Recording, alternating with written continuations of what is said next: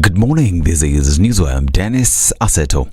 President William Ruto said he will not be drawn in discussions of past and future elections, saying his current focus is service delivery. Speaking during the launch of the Nairobi Rivers Commission in Korogosho, the president told of Azimio leader Raila Odinga of his mass action threats, saying no amount of threats will distract him from delivering for Kenyans. Na mimi nataka niwaambie wale ndugu zetu watulize boli. Watulize boli. Tunaelewana? Na wasituuzie uoga. Sisi sio watu wa kuuziwa uoga. Tunaelewana? Kila Mkenya ako na haki katika taifa letu la Kenya. Tunaelewana watu wa Korogosho na watu wa hapa Ruaraka? Sisi malengo yetu, mpango yetu ni kuhakikisha kwamba Kenya inaenda mbele. Nataka niwaambie wale majamaa, nyinyi mlikuwa na miaka 5 ya handshake na mambo yenu. Bei ya unga ikafika shilingi 230. Saa hii tumeteremusha imefika 180. Watupatie nafasi itakuja 140. The president was responding to Raila Odinga, who issued a 14-day ultimatum to hold countrywide protest if the government doesn't address a number of grievances raised by the opposition, including lowering the cost of living. We have complained about rising taxes, and we have lately talked about children dropping out of school for lack of fees. Withdrawal of subsidies to food and education in the middle of drought and famine was reckless and heartless. Consequently, the subsidies must be restored, the cost of basic commodities and taxes must come down in the next 14 days. Secondly, electoral deceit must end. Servers must be opened and audited under auspices of a reputable firm or organization, failure to which we shall lead the people to restore their authority and voice. If these demands are not heeded within 14 days, we shall lead Kenyans to massive action and to mass action across the country. Get their power back and restore sanity. And Deputy President Rigathi Gachagua has maintained his stance on rewarding loyalty after he declared that he will only serve United Democratic Alliance supporters as President William Ruto serves all Kenyans. Speaking during the launch of the Nairobi Rivers Commission, Gachagua stated that all Kenyans will receive government services, but he, as the UDA leader, will focus on party supporters. Gachagua was responding to Prime Cabinet Secretary Musalia Mudavadi, who had spoken prior to him, saying that the government will serve all without discrimination.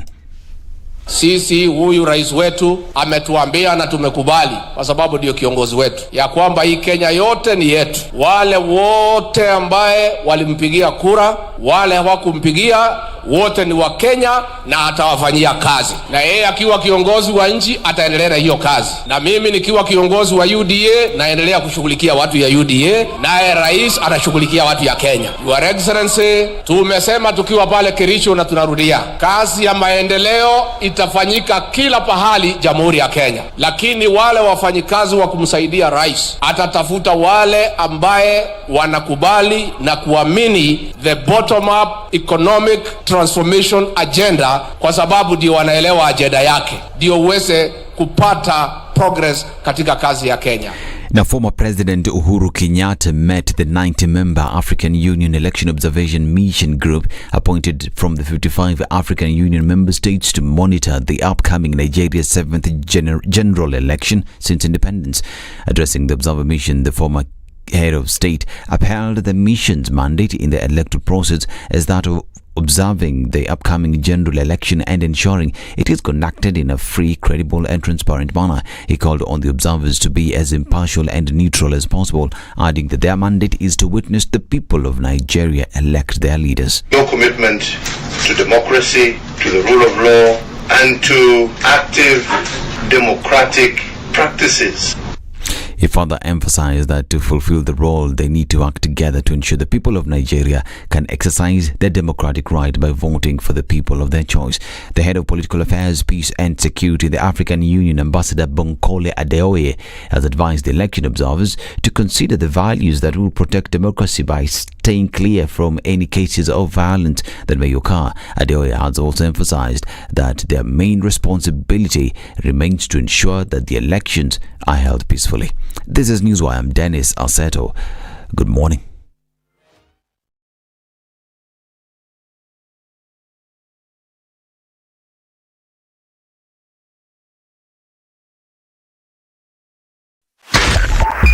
.5 Spice FM, Kisumu.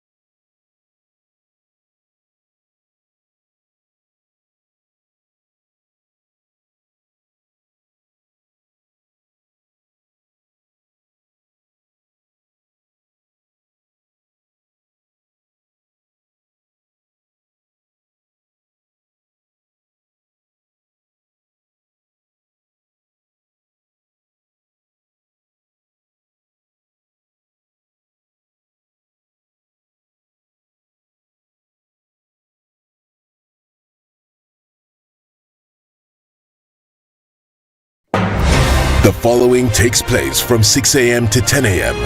every weekday on Spice FM. You tune into Kenya's biggest conversation. My name is Ramanya. Amen. Amen.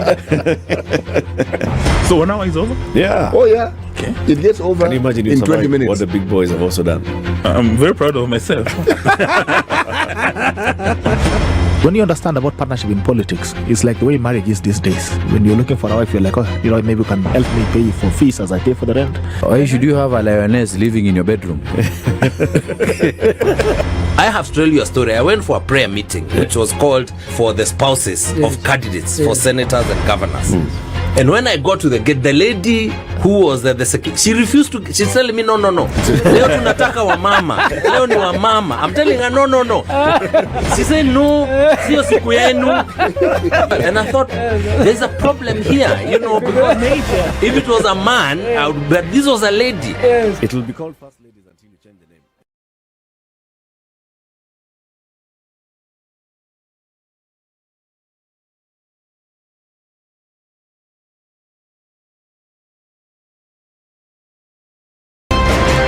The man who looks at a beautiful girl and doesn't talk to her will end up serving lunch at her wedding. Aya, City. Do like that. My father has killed a mouse. Will he fail to kill a man? Ameua panya. Small mammal, big mammal. Mtu atamshinda. What are they saying? How are we comparison? I mean, you kill a mouse. What are they saying? What they're saying is, my father has killed a mouse. Will he fail to kill a man? Name, surprise. Someone's name. The name surprised you? No, the name is surprise. No, what am I saying? I'm from Nigeria, man. I met somebody called I Believe. So I said, your name is I Believe? Yes, my name is I Believe. But that's the short form. I said, excuse me? I said, yes, my name is I Believe. So what's the full name? I believe in the goodness of Good morning. Welcome to Thursday. So what are we looking at on the streets? The Southern Bypass is not looking bad at all. Just, it's starting out already and saying, look, guys, in case you run into a bit of a pickle, let me know and I'll be able to help you out. We've got a little bit of movement coming in from Westlands, and it's also starting to build on the Thika Superhighway this morning. Jogo Road, as usual, busy right about now as folks are trying to get away from the traffic that will be in about 30 minutes or so. So it looks like Thursday morning is going to be a busy one coming into the tail end of the week.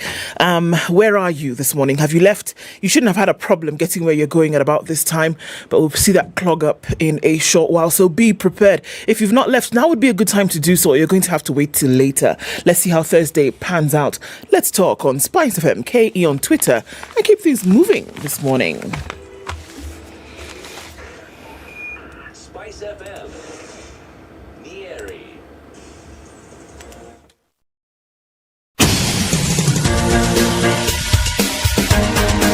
This is The Situation Room, the home of hard-hitting political commentary and penetrating insights about the state of the nation. This is a talk radio experience like no other. The Situation Room, a place for hard truths, debates, and elevated conversations. The Situation Room, witty, political, engaging, deep, controversial. In the room, we have C.T. Muga, researcher, academic, seasoned political observer, a fountain of wisdom in these politically uncertain times. Ndu Oko, Nigerian by birth, Kenyan by choice, communications expert, Pan-Africanist, a truth seeker and believer in people power, and Eric Latif, agent provocateur, the man in the chair, seasoned journalist, news hound, a man who believes in punching up, not down.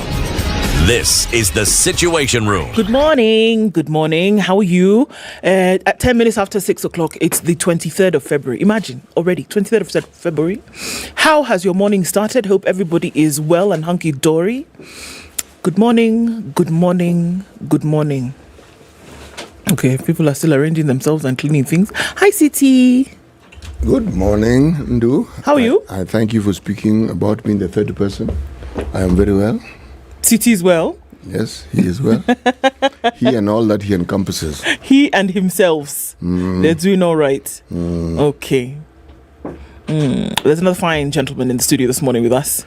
See, Eric. Good morning. Good morning. How you doing? Fine, thank you. What color is your outfit? Today, I'm confused. I actually... It's like Business Daily. Oh, wow. It's orange newsprint. I actually don't know. It's like a mix of things. There's tan, there's orange, there's peach, you know. So when you combine them, they become what? Top.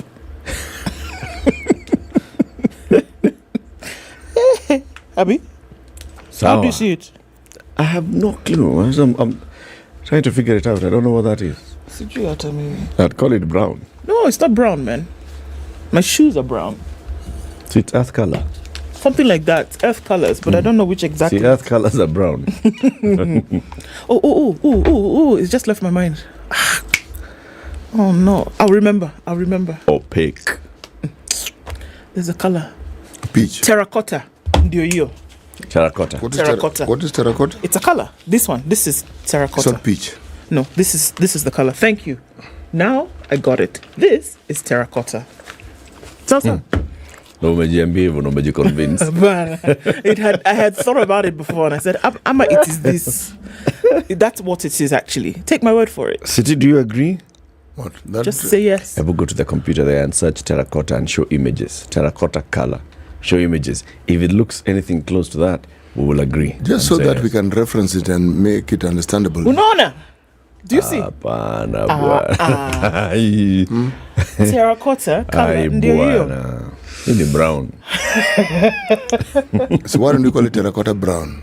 Terracotta brown? Do you see? These are the look. So let me introduce you guys to new numbers, to new colors like today. That smoky salmon. Smoky salmon. Persimmon. Did you know there's a color called persimmon? No, I didn't. Where? Copper patina. I had no idea. Wildflower. That one, I know the wildflowers. Cavern clay. I have no idea. Baked terracotta. Sasa ile meiva.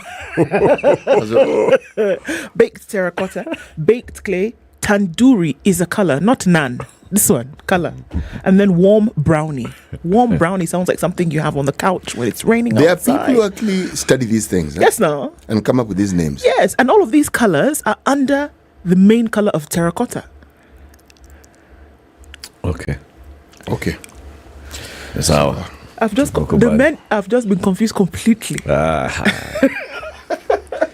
First of all, I'm looking at that thing and that chart, and I'm not sure I see your color. Okay, maybe the smoky salmon. Look at this. Now look at this chart. You see this one? The smoky salmon. That one. That was the baked earth. Baked earth. See Yeah, that's that one. Yeah. That's that one. Hey. How do you wear something like that you don't even know what color this is? It's terracotta one you thing. Tell the please bring me my terracotta dress. Where? Somebody will bring you three types of dresses because, as far as they're concerned, it's a design. Yeah.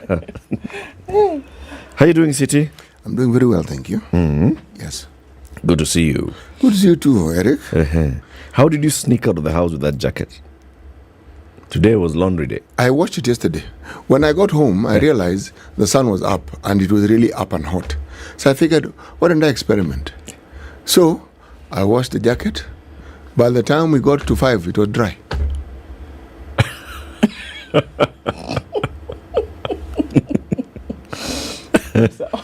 Okay. I mean, I figured, it could be. I could wait for it to be washed the following morning. Or you could just... I could just wash it. Yes.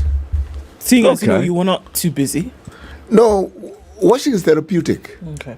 It's like washing dishes and so forth. It's very therapeutic. You should please put it on a billboard. You can enjoy that. And enjoy I do. It's therapeutic. Yes.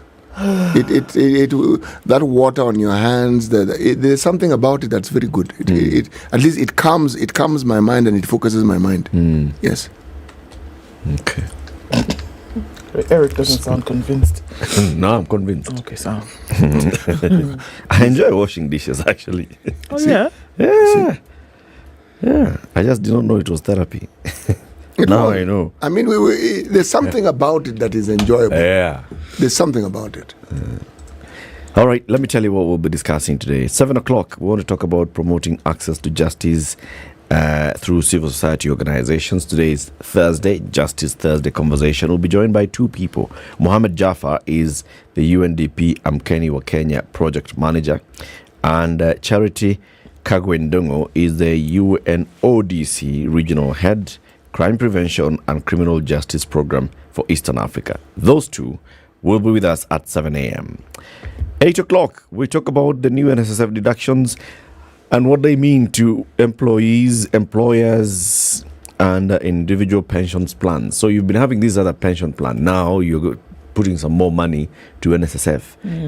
Does the employer tell you, kama nimeongeza 2,000 nakata 2,000 na ile pension ingine?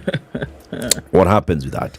The CEO of Zamara Group, and who's also the chairman of the Kenya Pension Fund Investment Consortium, Sandeep Raichura, joins us at 8 a.m. for that discussion.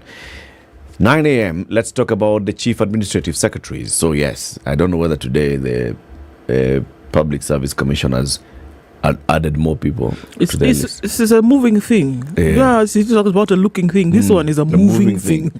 Yesterday there were 140 shortlisted candidates. 240 shortlisted candidates, and many of them are not young people. Many of them are also young people.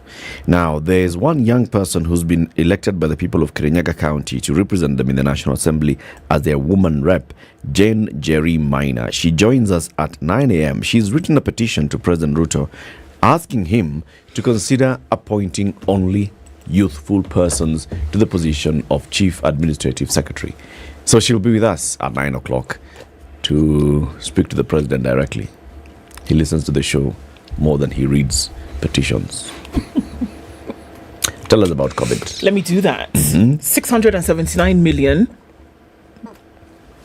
134,209.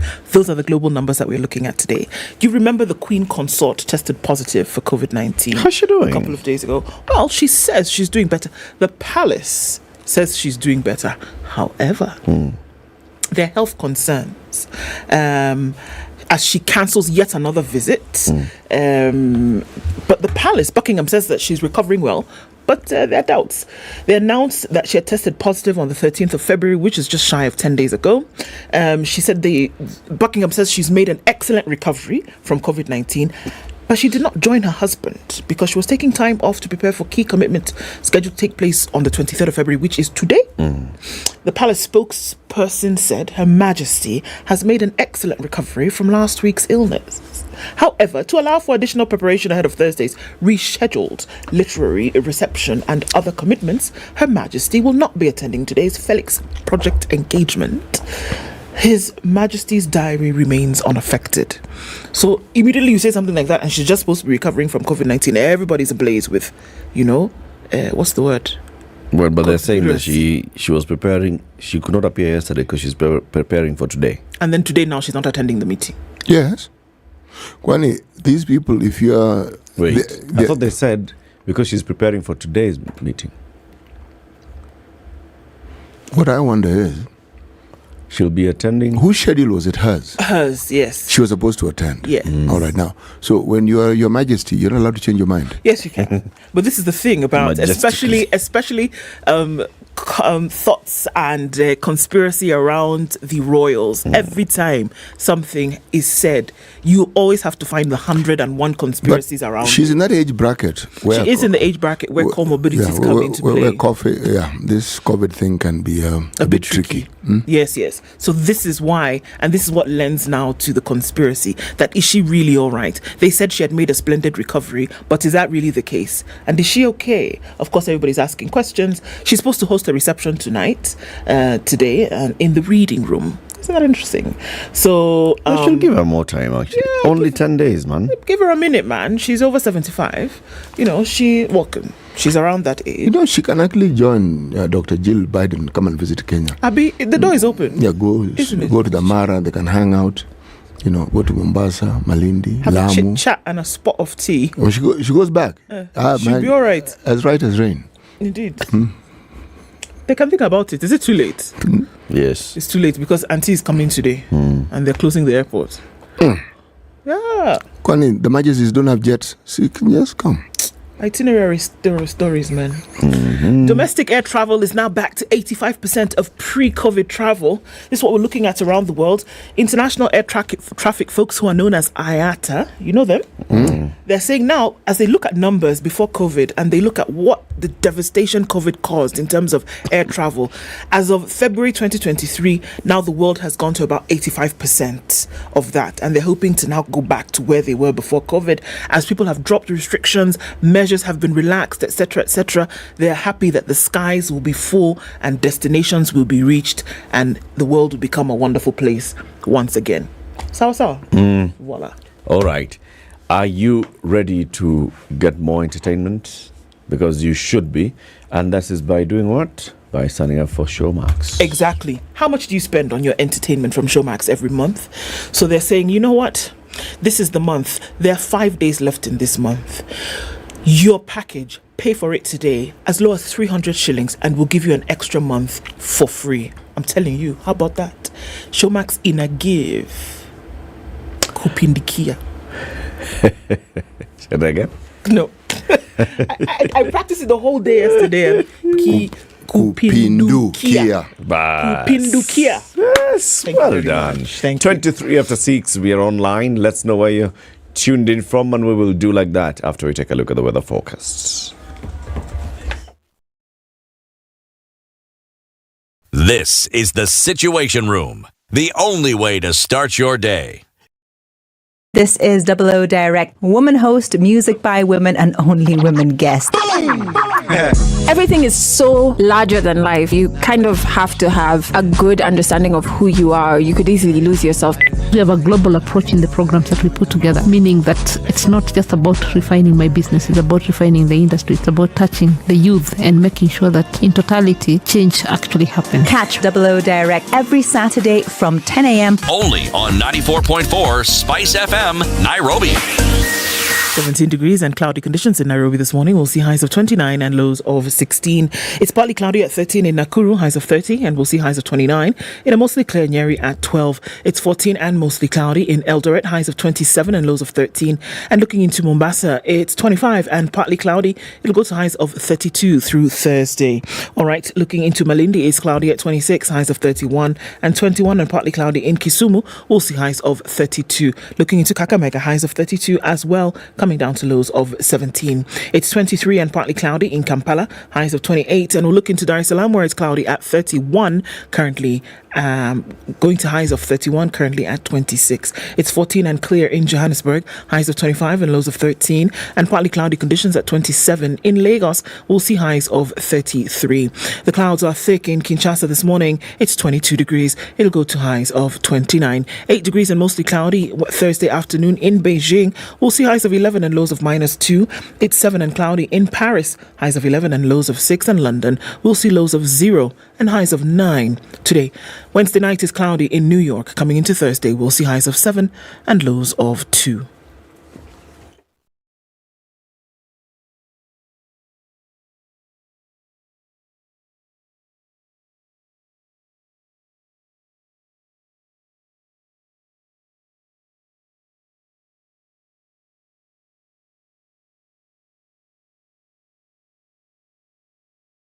Mature, intelligent talk every morning. Spice up yourself.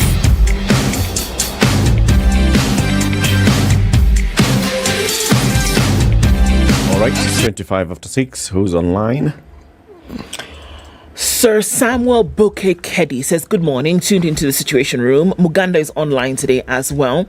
And McDonald McCang says, good morning. CT, you dwarfed everybody in the studio one day. When did you do that? The person who has mentioned it should tell us when. Did what? The day CT dwarfed everyone in the studio. That photo. There's a particular photo. Don't worry. When we were with Sir Kiza Besije. Okay, Sawa Basi. Okay, moving on to other things. Alfredson says, good morning, Daniake. He's with us today, tuned in from Kuresoi North. Zeki is tuned in as well. Colin says, good morning, good to see you. CT himself, today you're DJing. CT, I can see. Thika Makongeni is DJ CT. Dorcas Mash is tuned in. Wambani Loy Joy says, good morning. Okay. Stanley believes the future is dimming. Why now? He says, good morning. Glad to be back from Juja Farm, a.k.a. Mount Kilimanjaro View. Not happy to see over 10 promising athletes banned due to doping. The future is dimming. Yeah, that was a sad story to see. Okay, Simon Odhiambo has insisted that the CEO of the TSC is afraid to come to the Situation Room. Why? We're still trying. Okay, You could be right, though. It's possible. We've tried. It seems like Odero Jr. is swimming in the pool of misogyny this morning because he says Eric and CT live in their own world if they enjoy washing, especially dishes. Do you see the problem now? But do you want me to start this today? But there is no problem. In what? In washing dishes? The gentle person who just mentioned this is called? Odero. Is he not allowed to express an opinion that he holds dear? Of course he is. He may not find it therapeutic, and that remains the truth. He doesn't find it therapeutic. Nisawa. And the other truth is that we find it therapeutic. Okay. There could be layers to this, and I know that you're ignoring them directly, and I'll allow you. No, don't jump that deep. I'll allow you. Moipe is in Wega in Nyeri County and says, good morning. Mick Bride has said this color is called tango. Umesikia hiyo? Hebu ingia kwa hiyo kompyuta, weka tango tuone. Tena now sahi now. Yes. Taona tu tango. Tango what? Tango color. Yeah. Tango the music, tango the dance. Color tango. Color tango. There's such a thing. Ding ding ding ding ding ding ding ding ding in the red corner. Apana. Hii si tango. Vile inapia kwa camera, it could be. By the way, it could be. Tango is not far from that terracotta. Yes. It's not far, but it's far. This is not that one. Which one? There's one. Yes. Akuna. No, the other one. This one. You are avoiding it just so that you. Which one? Okay. The one close to Pantone. Pantone 17, 14, blah, blah, blah. There is Tango. This one. BW. Oh, I had not seen Apana. Hii kombali sana. From where I am. No.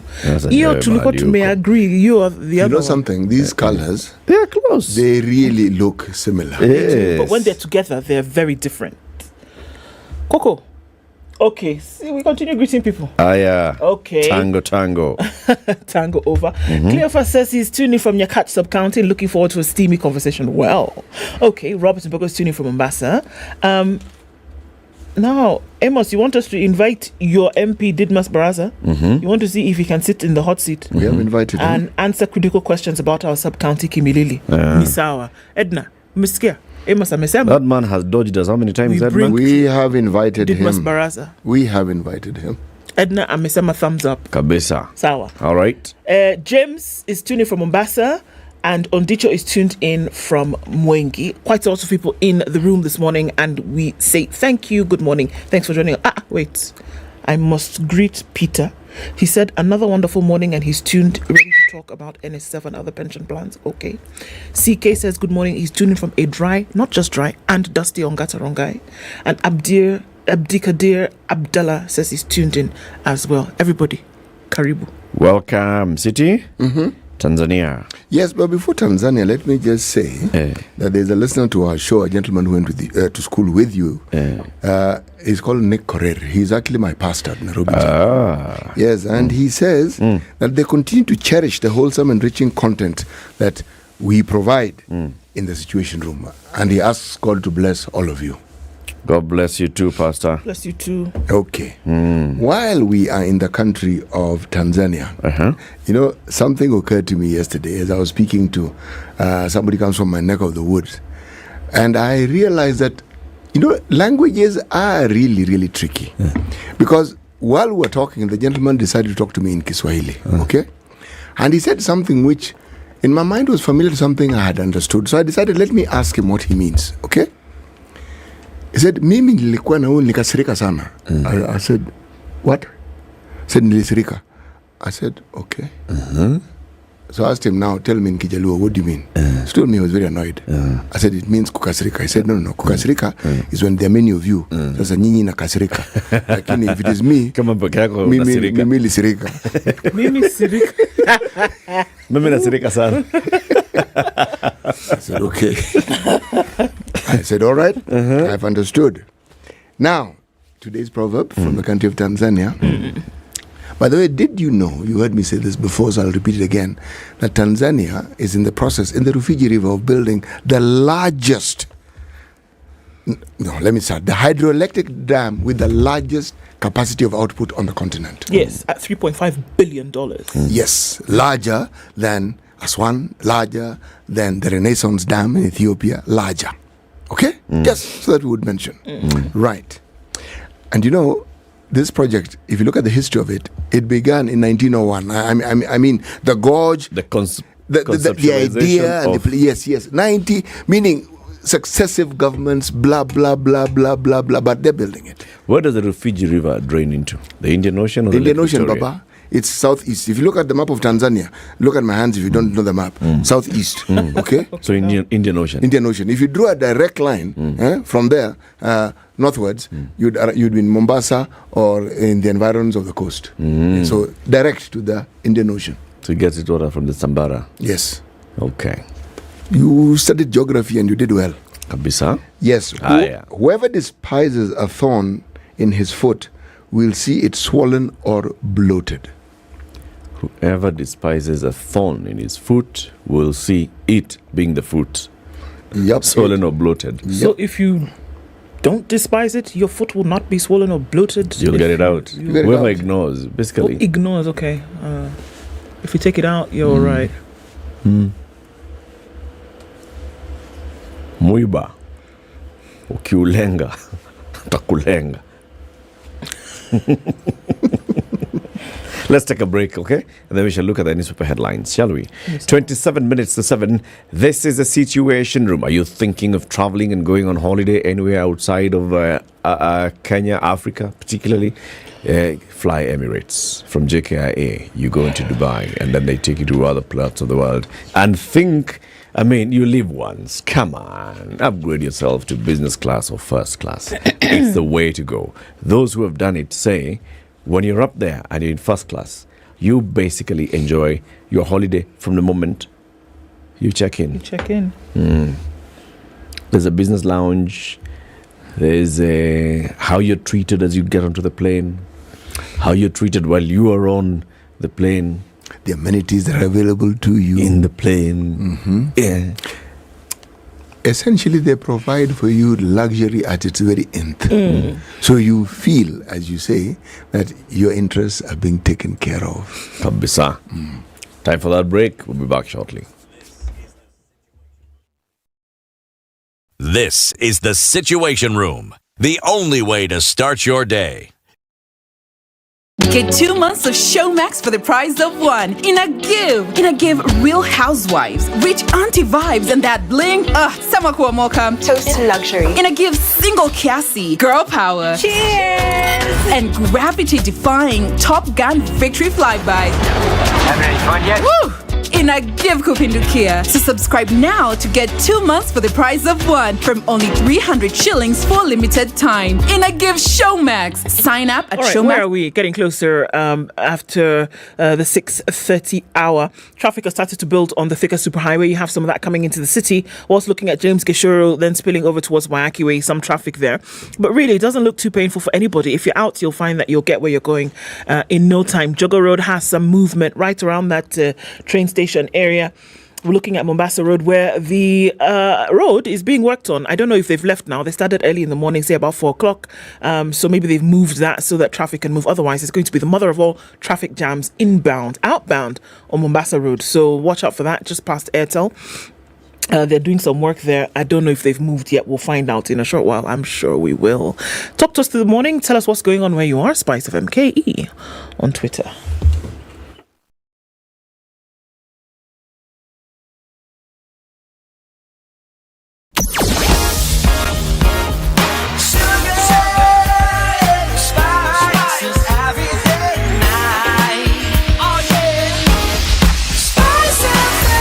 Spice up your life. Mature, intelligent talk every morning. Spice up yourself. Okay, 24 minutes to what's in the front pages of the papers. The headlines: mass action warning. Raila Odinga has told President Ruto that, look, if you don't look at the withdrawal of food and education subsidies in the middle of drought and famine, it was reckless and heartless. Consequently, subsidies must be restored within the next 14 days. They're saying electoral deceit must end and the ongoing reconstitution of IEBC must stop. Otherwise, in 14 days, we will go for mass action. We will not call for it, we will go for it. The president says they want to threaten us with protests. They will do demonstrations until they're tired. Kenya will be run on the rule of law. Nobody is going to threaten Kenyans. So, look here, man. Behave yourselves. Anxiety over varsity college admissions. The Ministry of Education, again, having not gotten away from the spotlight of the CBC and 844, is looking at funding, fee increase plans, and cutoff point determination delay process to admit more than 800,000 candidates who sat last year's KCSE examinations. So there's an issue there. From Lotodo to Kosing, leaders plead innocence over what's happening in the North Rift concerning banditry. And yes, I committed cyber terrorism. According to the Desert D2 suspect, I did it, he said. On the front page of The Nation, cheap food lie, the making of a scandal. We'll look at that. MPs say, fix CBC or go back to 844. We're not doing this anymore. The National Assembly and Senate adjourned House business to address the challenges plaguing the new school system, with the recent transition to junior secondary school exposing the confusion, unpreparedness, and big divide between public and private institutions. Did you know the control of budget is being threatened by governors? And she's calling out. Dr. Margaret Nyakango says that bosses are blocking her bid to access and review key financial records. She wants to know what's going on. They're not letting her, and she's saying she is being threatened. Yeah. Even the Mesema. That would be very unfortunate. The front page of the Business Daily: Tanzanian tycoon gets the nod for Kenya cooking gas plant. Billionaire Tanzanian Rostam Aziz has been offered the license to set up a cooking gas plant and storage facilities at the Mombasa port, averting a potential trade spat between the two neighboring countries. The energy regulator cleared Taifa Gas, which is owned by tycoon Rostam Aziz, who had previously lamented that Kenya had gone quiet over his inquiries to build a 30,000-ton LPG handling facility in the country. Okay, so now, remember one of those meetings that, which one was this? Was it I think when Samia Suluhu Hassan came to visit soon after she took office, and the president and business people were speaking. He's the one who stood up and said, I mean, I've been wanting to bring business here. He's the largest LPG gas supplier in TZ, Taifa Gas. I've been wanting to put up a facility here. Every time I come, I'm taken round, this and the other. Now he's gotten the nod. Yes. And EPRA's Director General Daniel Kipto said, we have already issued them with a license to build the plant. Higher. Another headline. Consumers debt pain as shilling breaks the 126 mark on the dollar. Guy! The shilling hit a new all-time low against the greenback after breaking below the 126 per dollar mark, setting up consumers to costly imported goods such as cars, electronics and machinery, as well as power bills. The weakening of the shilling has triggered fears of a fresh round of inflationary pressure, which has become a political headache for the new government that's now importing basic goods duty-free to diffuse social tension. Kinaumana. The ticker headlines: Court suspends 30% tax on lump sum pension pay. KCB Group makes a U-turn on fully buyout of the DRC bank. KCB has retreated from an earlier plan of buying the remaining 15% of stake in DRC's DR Congo's Trust Merchant Bank, citing the need to ride on expertise of founding shareholders. So they've agreed with the shareholders. Okay, you stay on board. When this thing makes profit, you'll make something out of it. Make some money. No problem. Affordable mortgage size rises to 2.99 million shillings. The average size of mortgages under state-backed affordable housing has increased more than a quarter on the back of elevated inflation that is pushing up the cost of construction. City, what do you have in the front page of Vista? On the right-hand corner, green, looming showdown. Ruto talks tough as Raila threatens mass action. Okay, lower down. In red, pending bills increased by 8 billion in under 6 months. Yikes. Yes, now what I'm referring to, I'm not referring to the counties. No, this is national government pending bills. I'm referring to universities. 61 billion Kenyan shilling debt threatens to derail universities. Unpaid amounts account for 50% of bills owed by state corporations. Okay? Then, on the right-hand corner, there's a picture of the First Lady of the U.S., Dr. Jill Biden. She's making her first trip to Kenya tomorrow. Okay? While she's in Kenya, she will meet, among others, Kenya's First Lady, Rachel Ruto, and other senior officials. Okay. All right? Now, lasting stigma. Widows tell of broken hearts after husbands killed on unsafe roads. There's an article on page 2 that talks about our roads and the accidents and the deaths, and now the human interest part of it, how this has affected families. Yeah. Then, remember the saga of collapsed mines in Siaya, some in Migori. Well, Isiolo County has joined in that story. Families in mourning after 3 men killed in Isiolo mine collapse. Okay? No. Yes. Man. Hey. Right. Okay. Haya, pick one. Start with this mass action story. It's a headline everywhere. No. I'm not interested in the mass action story. I'm actually not interested in You're not interested in it? No, I'm not. I am. Please, why don't you go ahead? So, Raila was at Jivanji yesterday with Matakaru and the others, and they have said that subsidies must be restored within the next 14 days. And he's specific about which subsidies. Subsidy ile ya unga, and subsidy gani ingine? Unga na education. Mafuta. Withdrawal of food and education subsidies in the middle of drought. Fuel. Yeah. Mafuta. Yeah. And then they also talk about the reconstitution of IEBC. All right. So there's a new panel, blah, blah, blah, according to the new act. And Raila is saying, no, we can't go that route. We must have another way of reconstituting IEBC. And then Ruto, of course, as if he knew what they were going to be talking about, he was on the other side of town and he said, these guys are threatening us with mass action. No, I mean, we have to continue working. I look at this story, why the reason I'm interested in this is because I don't see why we are giving them this headline, these two. I keep saying these two are distracting us from the main focus of our life today. And it's like they are working in concert. It's like one is actually sharing the script to the other and saying, okay, you start this and then you trigger. Yeah, you and then toss you it follow. up and I'll hit it back. Yeah. And let's have a game of ping pong.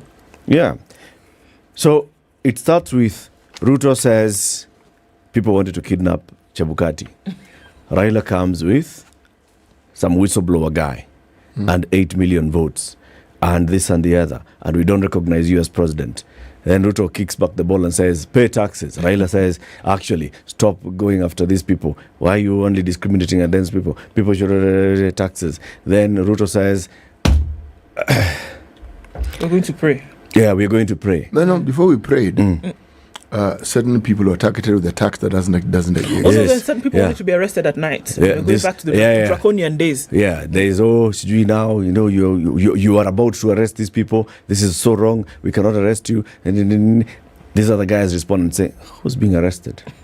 Who's been arrested? Can you prove to us that you've been arrested? No. Show us that you've been arrested. We are going to pray. We are going to actually meet on Tuesday at Nyayo Stadium to pray. Yeah. Raila says, we are going to pray on Wednesday at Jivanji. All this has happened over, it's happened over 3 weeks. Just like that. Yeah. All this has happened over 3 weeks. So in 3 weeks, people have been fed this whole narrative of, but there are pertinent things that are still going on, such as the making of a scandal, cheap food lie.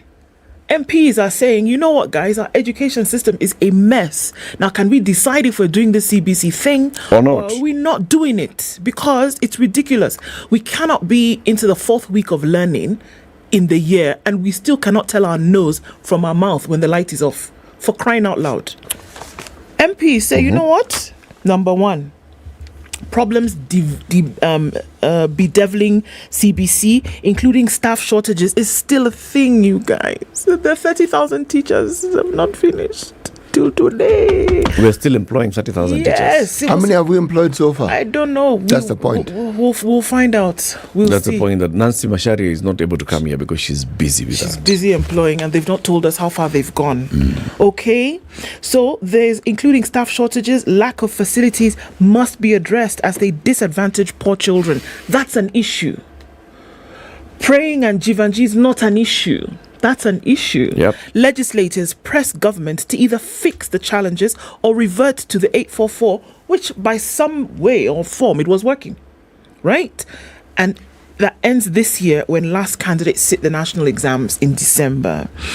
To address congestion, which again is an issue, lawmakers propose all public primary schools should host JSS and money be provided to recruit not 30,000, which is a problem, 70,000 teachers, because we need it. There are no teachers. We don't have teachers.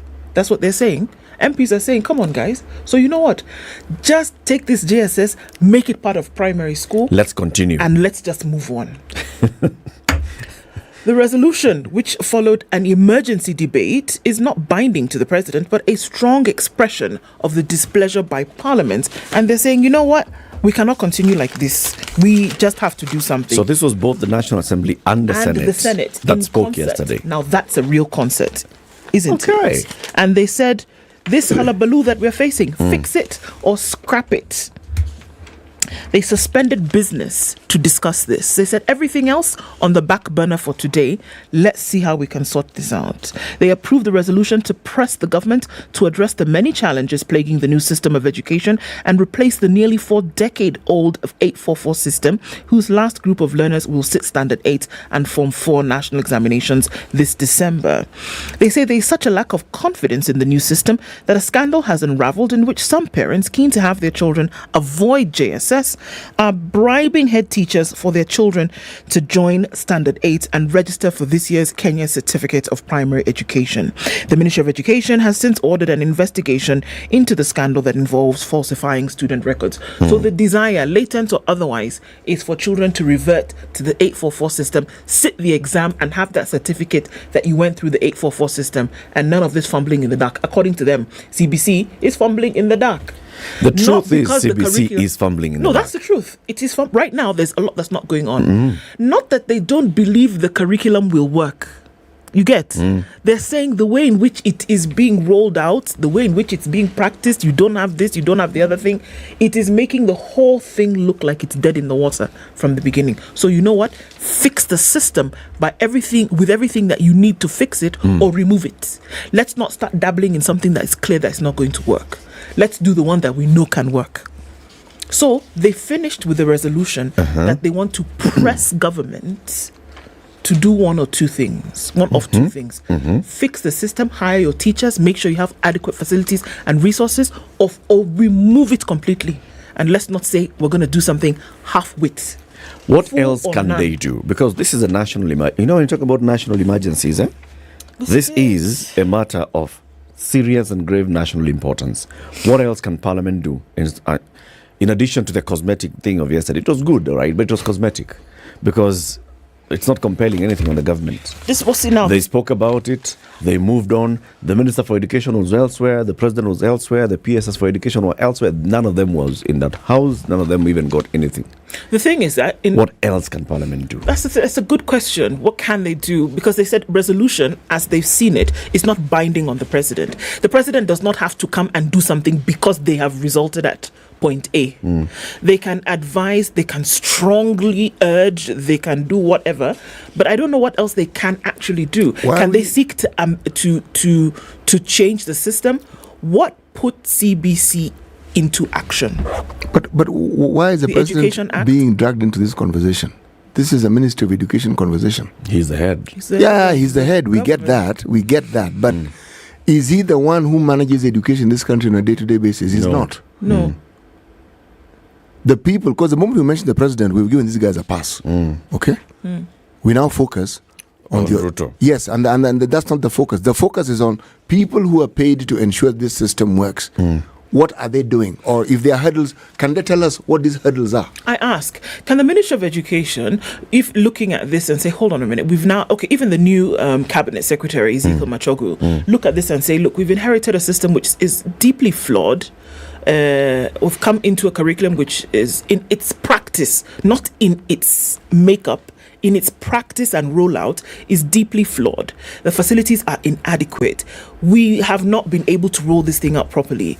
These are things that I agree with you, the fissures and all of this, we should be able to look at it and say, guys, it's not working here. Rather than deliver something half-baked, wouldn't you rather turn off the oven and then try and work on it properly, or don't do it at all? But you see, the chickens have come home to roost. What CBC seems to have done, in my opinion, it has opened up and actually focused a spotlight on things that the education ministry should have done a long time ago. And they haven't been doing. They've postponed it, they've heaved, they've hoard. Employing enough teachers, that's TSC, okay? Ensuring that the school's capacity are up to scratch to meet the demands of the students who actually exist. These things haven't been done. No.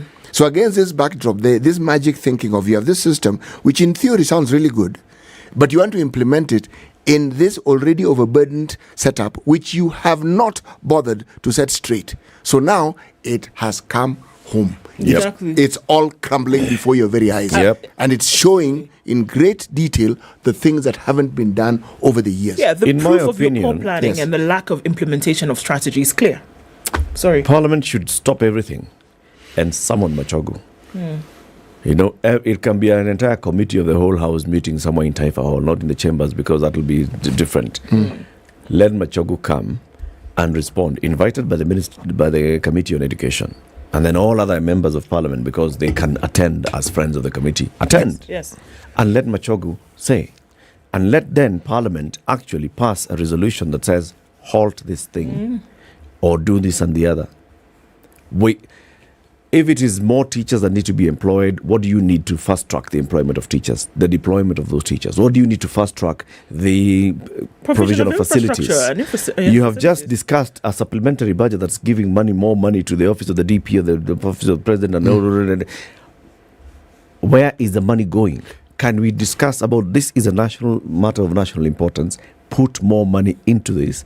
Within the next 6 months, let all schools have the facilities that they need, the teachers that they need. These children, we can say, they have lost 6 months. We can even extend the year by 6 months. We did those things with COVID. Yes, we did. This is another matter that can say grade 7s will finish their grade 7 sometime next year. Because you know what we're doing, and because they haven't started. They haven't started. In essence, they have not started. Number one, but you know what is happening here? That because we're going to fit in this thing, and that's your destination. Whether we have to fall off the road, go in a rickety vehicle, so long as we get to the finish line. And I'm saying no, not with education. You can't fumble through it. You have to do it right from the beginning. Otherwise, you have a half-baked system. You're going to have half-baked students. You're going to have half-baked results. So what do you want? Wouldn't you rather stop the thing before it goes crazy? But it's almost as though we're trying to fit in this thing and it's not quite fitting, but we'll just manage it until, you can't manage it. They're tinkering with the most valuable resource this country has. Exactly. And they keep tinkering with it. Yes. You can. And their own children, those who are in that kind of class, are actually learning. Oh, no. Then they're going on with life. Yes. They are learning. These are issues that might as well be in intergalactic. Yeah, I mean, it's the thing is, when I say that Parliament doesn't do what it's supposed to do, it isn't as though I am picking on them. No. These aren't problems you solve by talking. These aren't problems you talk at. These aren't problems you demonstrate at or you drama at. You take concrete steps. What Erica suggested sounds to me like concrete steps, so that we move forward. Get it right and then let children go to school. And which is what I expect to be hearing from these concerts organized by Raila Odinga. Okay? So Ruto and his government are telling us one thing. But Raila, you are the leader of the alternative government, the one that's not in office. What we should be hearing is the parliamentary agenda, the legislative agenda. So all those things that you're telling us about, the IEBC Act was passed where your MPs were sitting there drinking tea at the cafeteria. Now the supplementary budget has been passed. Have we heard anything about this is what we would like to see in the supplementary budget and demand? Say put 10 billion shillings in the supplementary budget to go to Unga subsidy. You're just saying return the subsidy. From where to where? To what? What subsidy? Fuel subsidy is still in place. We are still paying 5 shillings, Bob. Eric, you're right. For every litre. What we should be hearing now is Raila actually saying our legislative agenda is we want to see our children back in school. And this is what we propose should be done. Parliament stops its business to discuss this particular matter. We demand that the president stops going to open, regenerative water river, Nairobi, whatever, and discuss our children issues. This is it. And why you are right and where you are right is because every issue that is bedeviling the country, the opposition should be providing a blueprint of what alternative ought to be. Yes. Said, yes, this is what we propose should be done. This is how we see this ought to be done. This issue of the pending debts, the threatening debts that the universities have, this is how we view it should be handled. So we say, okay. Then we ask Ruto, so why can't you do that? Yes. Do you think it seems as though it's cosmetic in nature, these discussions, because you really don't come to any kind of resolution, really. There was a resolution, but it's not really a resolution because you've not done anything. But do you think the folks are afraid to actually say, you know what, guys, we're getting this thing wrong? And No, they're not getting it wrong. They got it wrong. And they've been getting it wrong. And this is what we have said needs to happen, unequivocally clear, strong. This is what needs to happen. If you take clean water, crisp, clean, drinkable water, hygienic, and pour it into dirty, murky water, what do you get? Dirty, murky water. Precisely. A good system. It can work. If you look at the details of it, it's a nice system. But then you throw it into this very, very muddled system. What do you think is going to come out at the end of it? The unfortunate thing is it involves children. And this is what we should be discussing. These are the things we should be talking about. This is what we should be discussing. Not giving Ruto the fodder to say, the mass action. No. Put the question so that the president comes and answers and says, okay, what are you saying about 1 million children who are not learning today? Exactly. Okay. What are you a saying? million children not learning. Yes. The ones in grade 6 are not even sure because they can see they can see the people who finish grade 7 and they're wondering. And their parents voted for you. Yes. Why is this government not dealing with the crippling 61 billion debt that the universities have? And it's going to cripple them. Why? KCSC also 800,000 that finished last year. They don't even know that they can go to university. Precisely. These are the issues. Hii Kenya hii sengine watu wanatuchezea akili. We must stand up and tell them, no, we don't care about what you're saying. This is what we care about. Good morning, 8:07 a.m.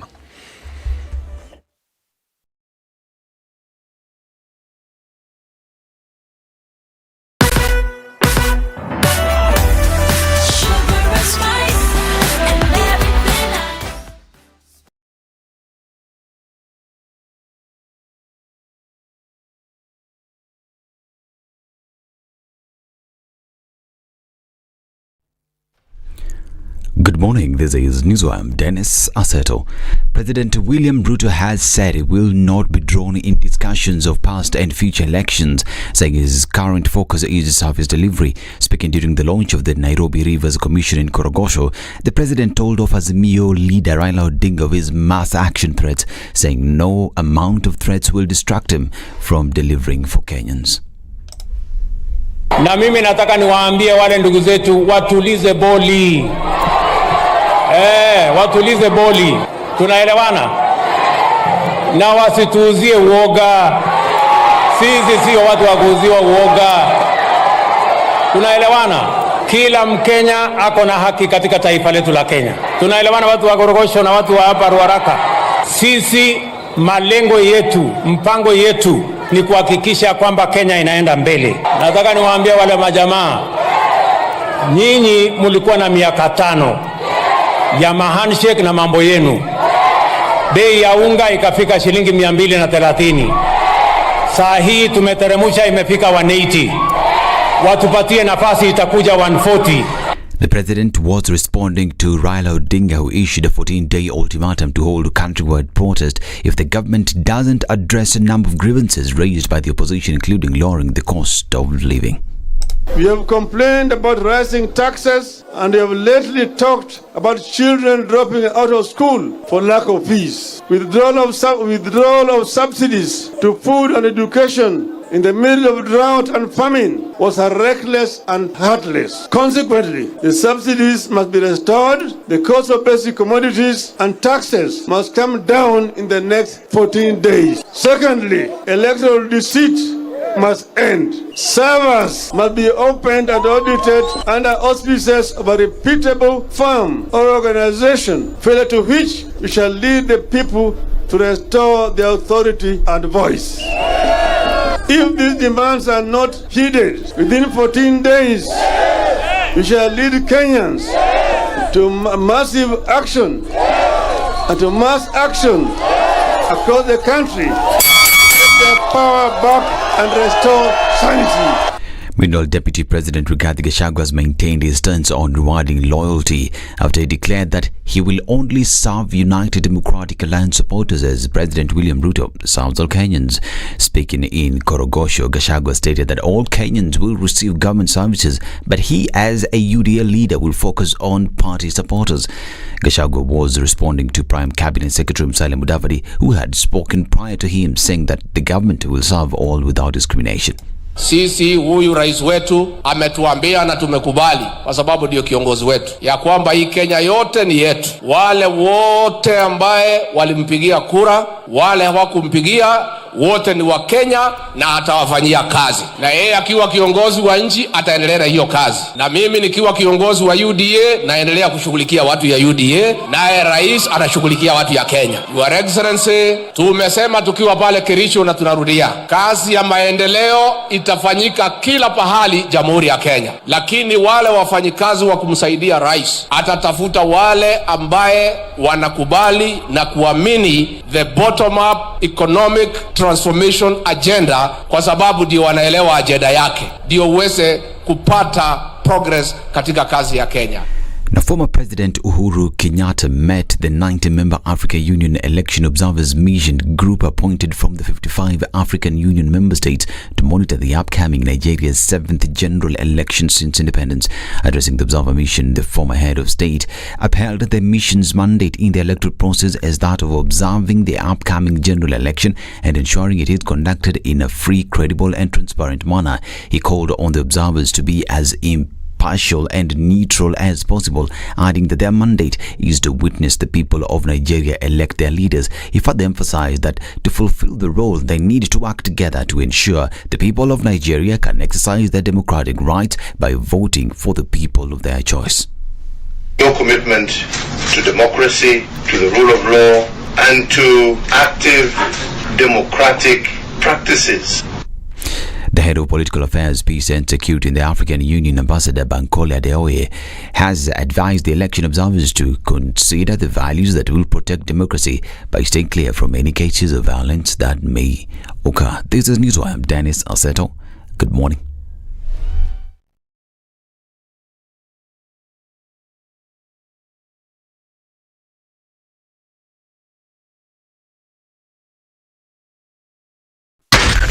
SpiceFM, Nakuru. 7 o'clock, we see some traffic's built up significantly in different parts of the city.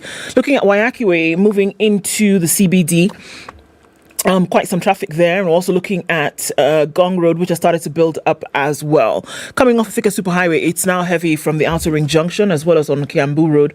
Quite some traffic there coming into Muthaiga Square and then out towards the Pangani Underpass. It's also heavy coming off Limuru Road. We're looking at Wangari Maathai Way, which has also started with some traffic. Kangunda Road is busy. It's touching on Outer Ring. We're seeing the same thing on Manyanja and the Eastern Bypass. Also some right at that junction going towards AP Training College. Imara Daima at the Drift, then traffic inbound to the city. Then we're going to look at Mombasa Road as it goes out towards the Nyeri Stadium roundabout. Some traffic there continues to build. We're in traffic hour now officially early this morning, but let us know what's going on where you are. I want to keep things moving this morning. Let's talk on SpiceFM KE on Twitter.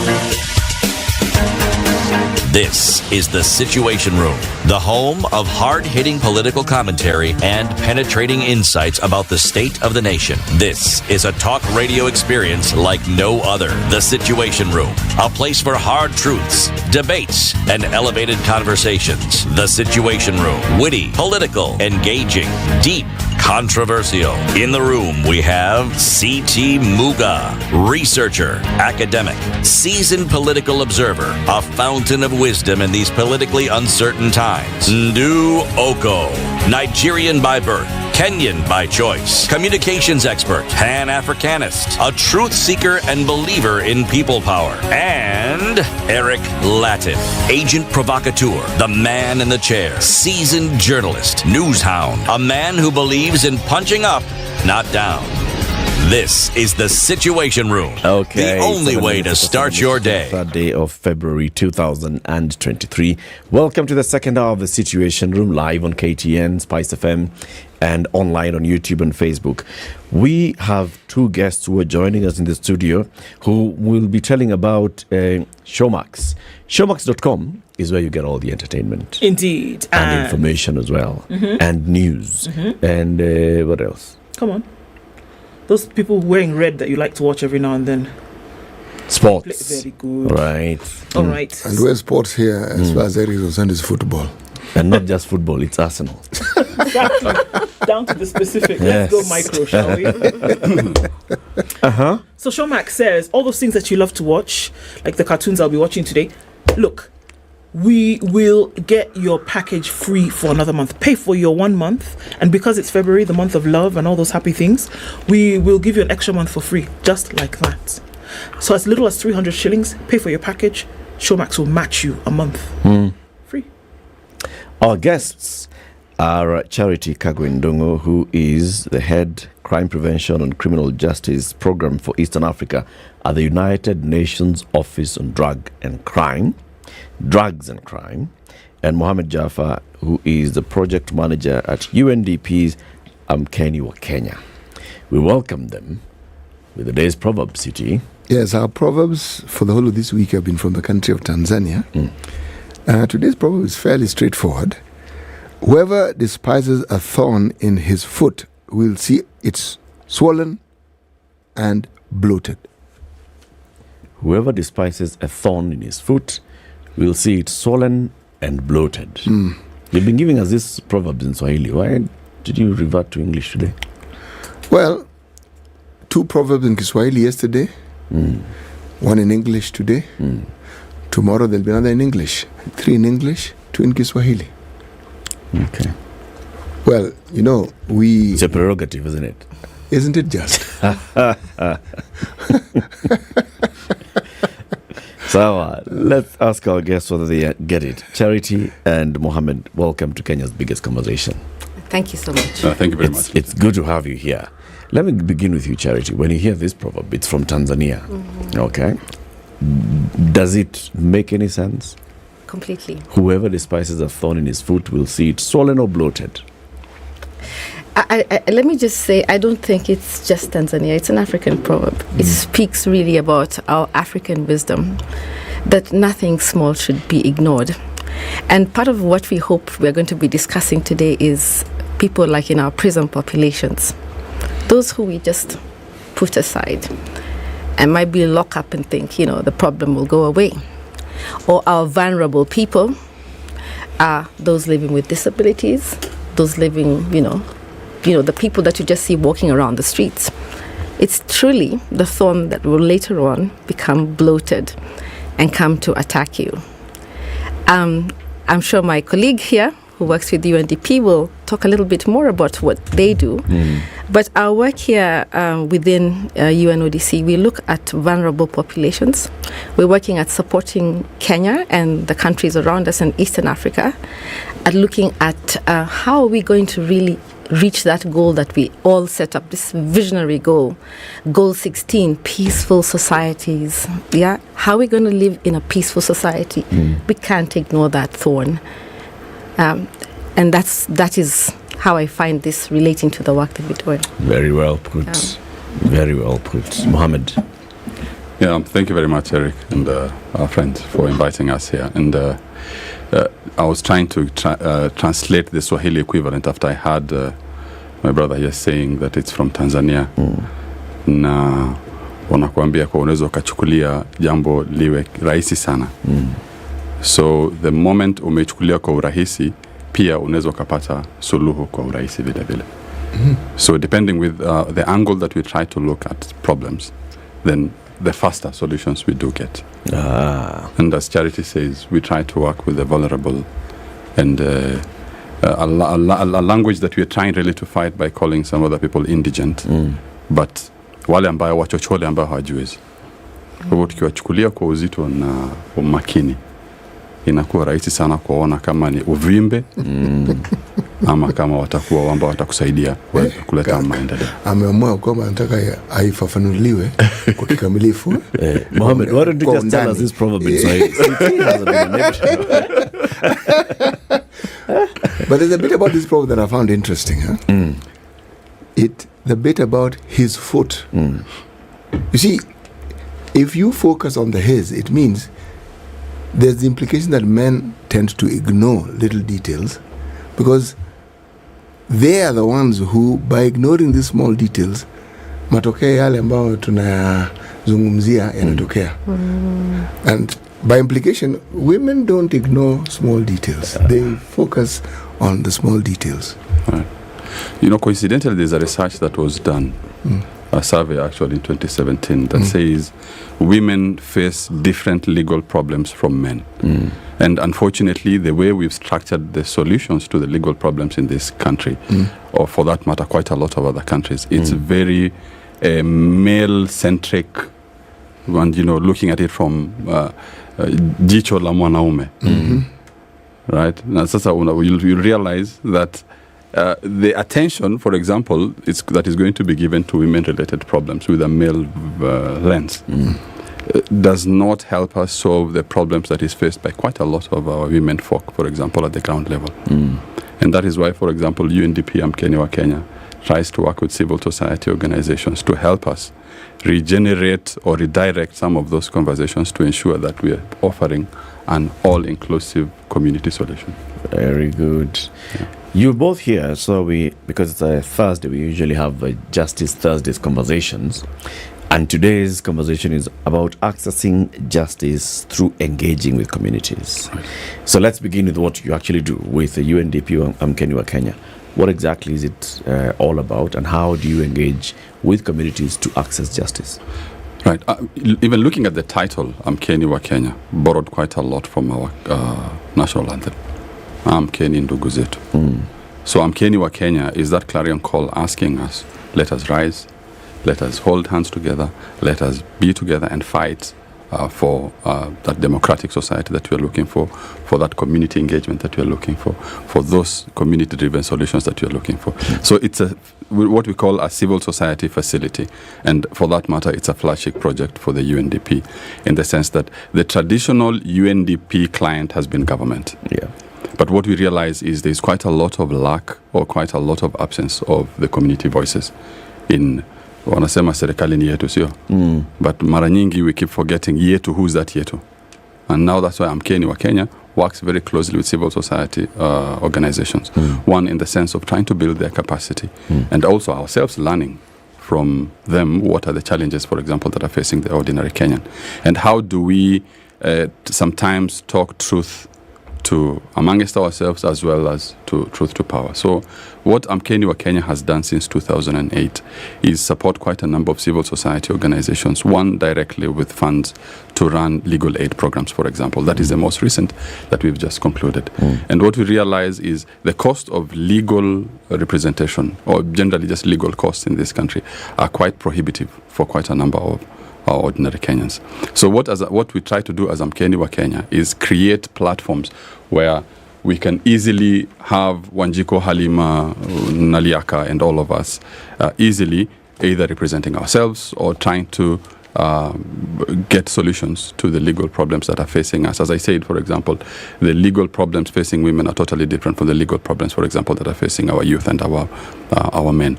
So what Mkeni wa Kenya tries to do is support these civil society organizations to initiate conversations at that community level of how they will want to solve their problems. And that is why we have things like alternative justice systems, which we've realized quite a number of Kenyans, for example, don't go to court due to quite a number of factors. It could be due to the cost that is associated with the legal service. It could be the distance from the courts. Yeah. It could be the fear of courts, and thereby trying to utilize our traditional justice systems more and making them a little bit more adaptable and adaptive to the current situation.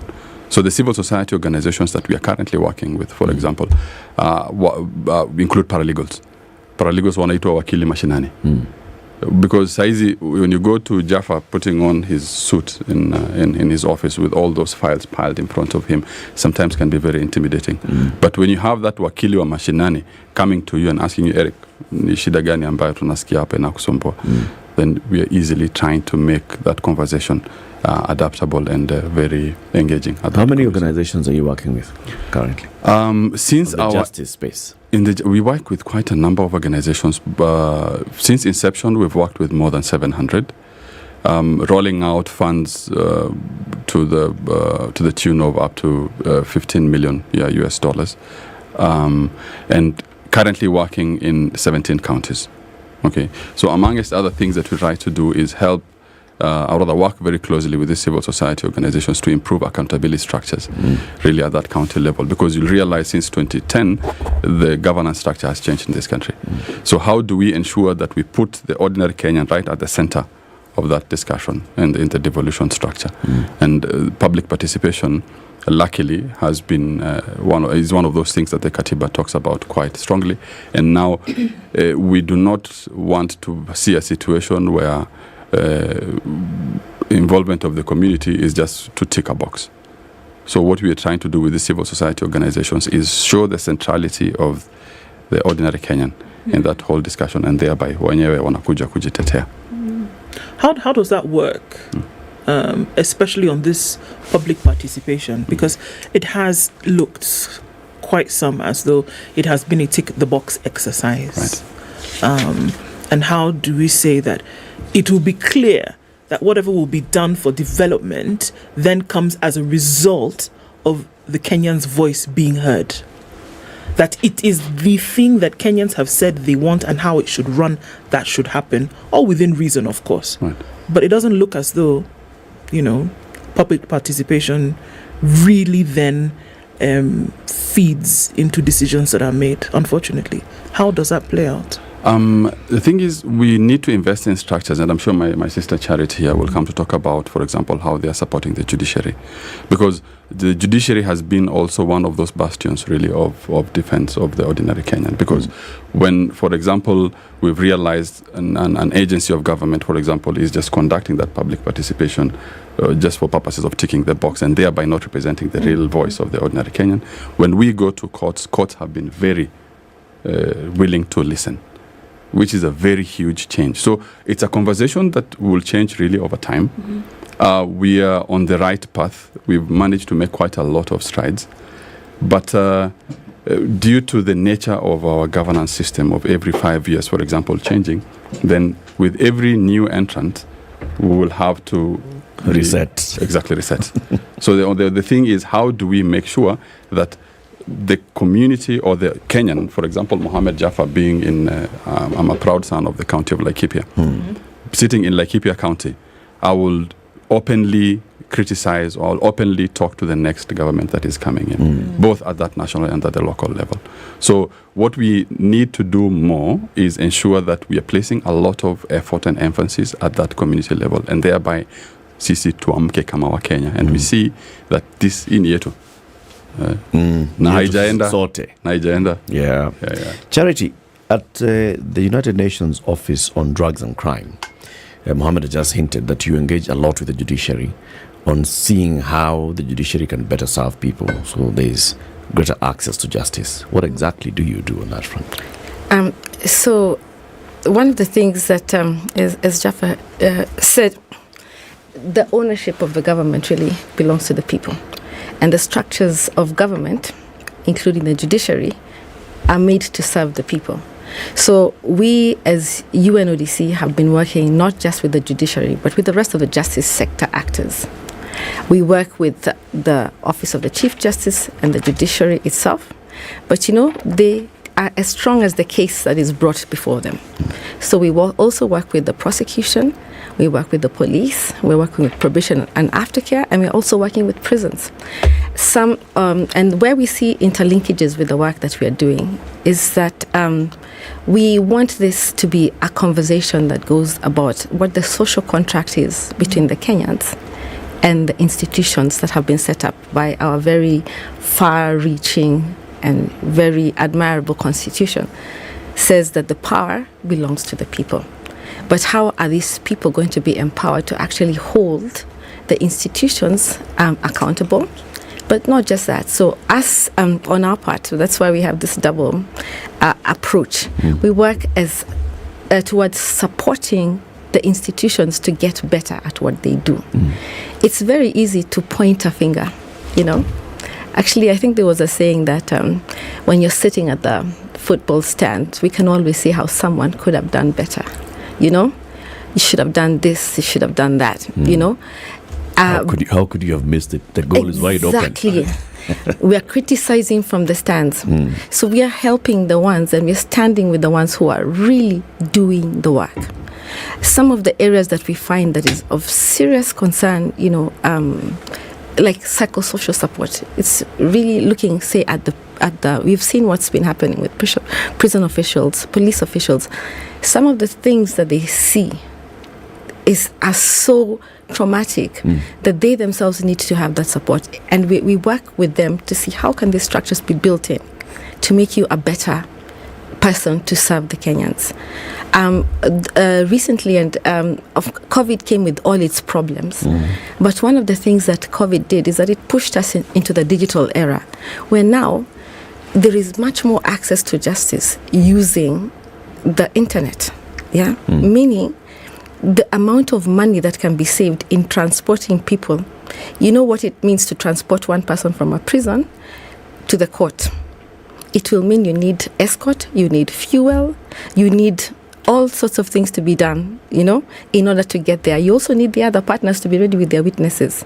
However, now we can log in, and I think many of us have seen that you log in, you're able to first of all understand, is this case going to proceed? Yep. So that you don't waste your time. I think I heard you reading about all the cars on the road. Yeah, many of them are also heading towards the courts.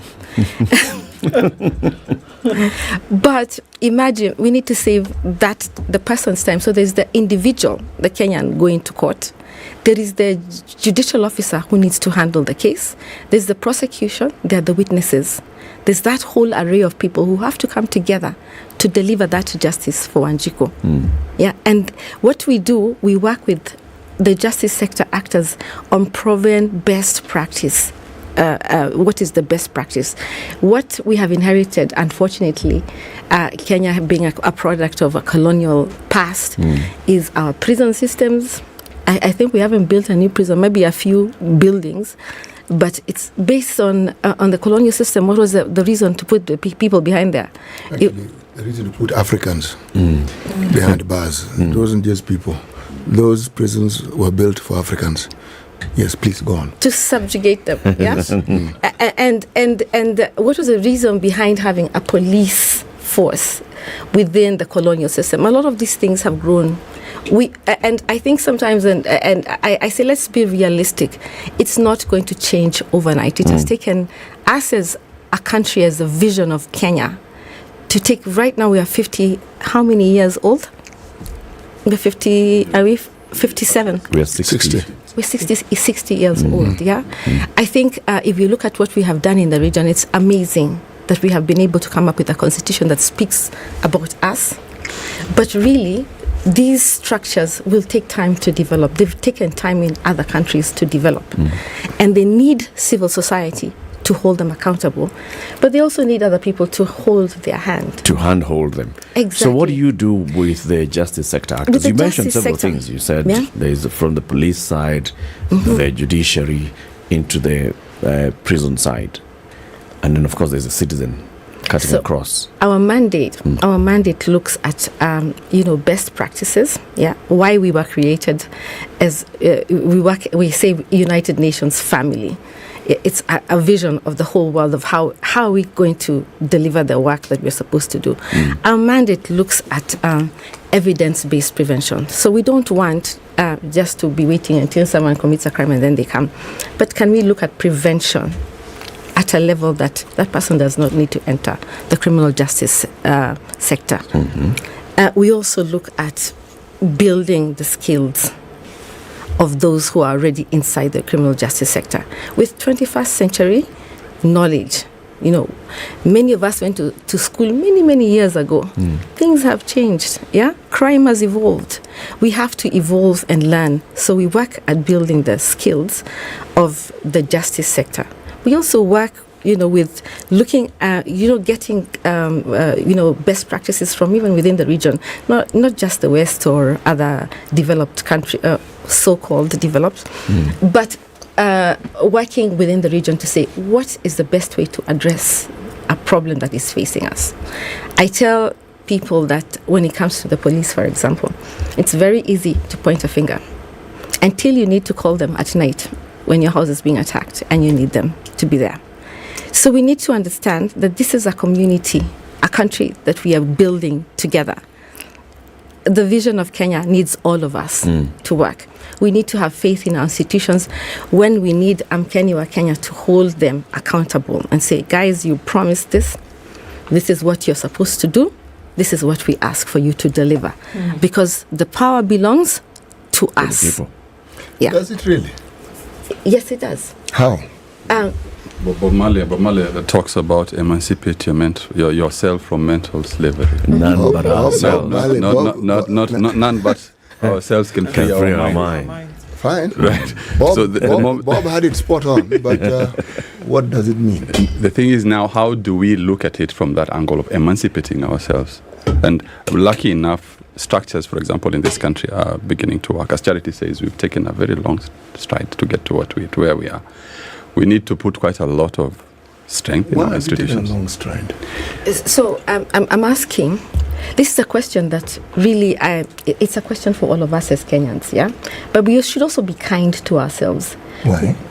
Kind in the sense that we have accomplished, if you look at what we are in the region again, we have accomplished a community that can deliver an election, whether it is very there's a lot of contention, whatever the problem is, and we continue on with life. I give an example of recently talking to a friend of mine from Nigeria who was asking, are you people really in elections? I said, yes, very highly contended ones, yeah? But life went on, yeah? We must celebrate our wins. We must celebrate this country and the wins that we have gotten, and then encourage those who are at the forefront delivering what we have put them in the office. It's a really hard seat to be there. To be in that seat of the Chief Justice, it's not an easy seat, yeah? And it's easy to criticize again, but not to understand what it means. But those seats aren't voluntary.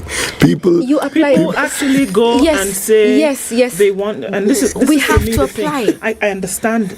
We can all sit back. However, the individuals who sit in these positions are not doing it on a voluntary basis. They're not saying, "Oh, let me volunteer." They're not saying, "Let me volunteer." They're not saying, "Okay, well, let me just try and see, and then whatever." No, they actually come out and they say, "I want to do." It's deliberate. So one would assume that you can understand the magnitude of responsibility that seat carries by the time you're putting forward your. But guys, what Charity is saying I understand what you're saying. As all those things are happening, let's also not assume that just because somebody offered themselves to do the job, it then automatically became an easy job. No. It's a very difficult position to like parenting, be in. it's not an easy thing. It's like this one. Go forward. Your point is valid as is Charity's. I understand Charity to be saying, look, let's not be all gung-ho negative, where all we do is look at faults the whole day. I mean, the sky is clear and you're looking for a dark cloud. And it's clear. You can see it's clear, but you're saying just give it a moment, there'll be a cloud soon. Don't be too optimistic. There's a cloud. Right. And she is right. But the freedoms that she speaks of, they are profound. The manifestation of those freedoms, this conversation we're having right here, okay? And it is true. And credit should be given where it is due. Now, why you hear or where you see me bringing out my clause is for a very simple reason. Okay. That is the ecosystem within which everything that we find wrong in this country thrives. Because Kenyans are tolerant. Right. Kenyans will understand. Kenyans will supplement the government where they fail and find ways of just coping and getting on with their lives. Right. That is why you find me taking the position that I am taking. Right.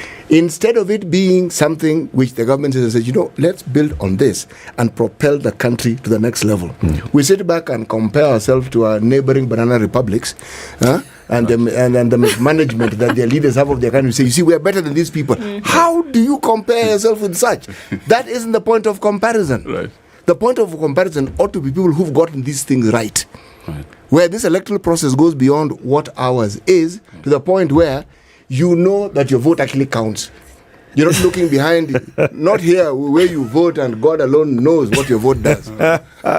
Take a break, City. Let's go on holiday. No, we don't need It's time for a break. 28 minutes to 8 o'clock. Kenya's biggest conversation. We are having a Justice Thursday conversation, and our guests in the studio are from the UN. One is from the United Nations Office on Drugs and Crime, Charity Kagwe Ndongo. She's the head of the Crime Prevention and Criminal Justice Program for Eastern Africa. And Mohamed Jaffa is from UNDP, the project manager for Amkeni wa Kenya. They're here to talk about how we can access justice by engaging communities through civil society organizations. CT. Yes. Go to those other parts of the world that you want to go to using Emirates. Fly better with Emirates. By the way, talking of Emirates. Yes. Talking of Emirates. Do you know how large or how big or how wide or how long a football pitch is? Usually say 105 by say something like 63 meters. Do you know what the wingspan of an A380 is? 80 meters. The length, wingspan, the length of that particular plane. From wing to wing. From tail to head. Tail, Okay? Take a guess. It's around 63 meters, meaning this thing is almost the size of a football field. Yeah. And it's a plane. Yeah. So when you talk about taking it easy, you board an A380, you have all the space in the world to chill. You're up there. You're in City Stadium. Yes. Moving up. And all these problems we talk about here, they're down here. You are up there. Yes. Particularly when you go first class or business class. Fly better with Emirates. Let's take a break. We'll be back shortly.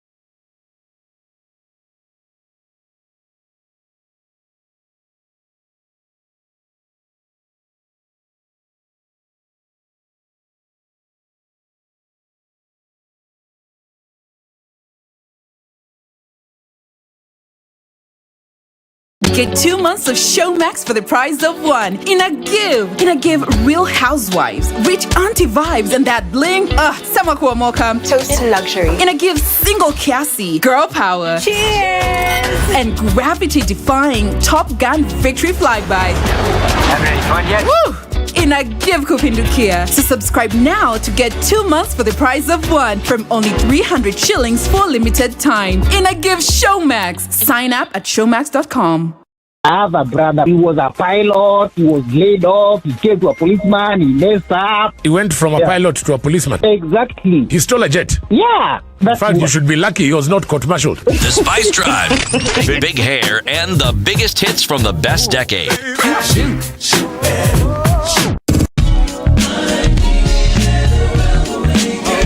Indeed, it's all about hashtag Spice. Conditions in Nairobi at 17, we'll see highs of 29 and lows of 16 today.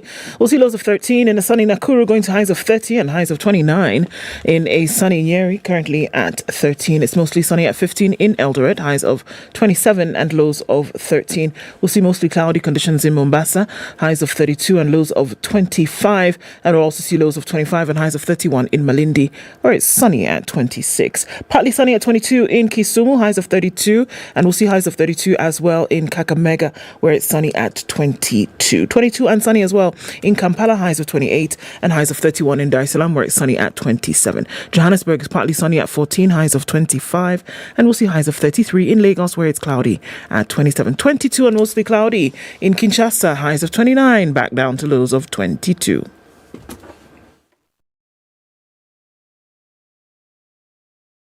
Mature, intelligent talk every morning. Unright. 94.4 Spice FM, Nairobi.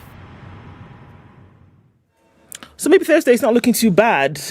We have heavy traffic, however, on the Thika Super Highway coming in from Nat Allsops Junction. We're looking at traffic also on Kiambu Road. That still continues. The usual suspects are turning up this morning, and we don't expect otherwise. Gong Road doesn't look too bad. Waiaki Way moving, inching along. But there's traffic on James Gishuru that's spilling over there, and Wangari Maathai, as well as Ring Road Westlands, doing the thing that they normally do this morning. Okay, there's a bit of a hold-up on the Southern Bypass. That's because a truck has been... Okay, a truck is ablaze. I'm not going to tell you how it happened because I do not know. But the truck is ablaze, and so it's holding up traffic in and outbound on the Southern Bypass this morning. If you're heading in that direction, please approach with caution. I don't know that police are letting people pass through because that is quite the traffic jam because of that. They're trying to put the fire out and then let people pass through. So if you can avoid the Southern Bypass this morning, do that. I mean, she's been shining all week, and then today... No, not allowing people to pass. Okay, so let's be careful about that and see what happens. Yes. Talk to us on SpiceFM KE on Twitter.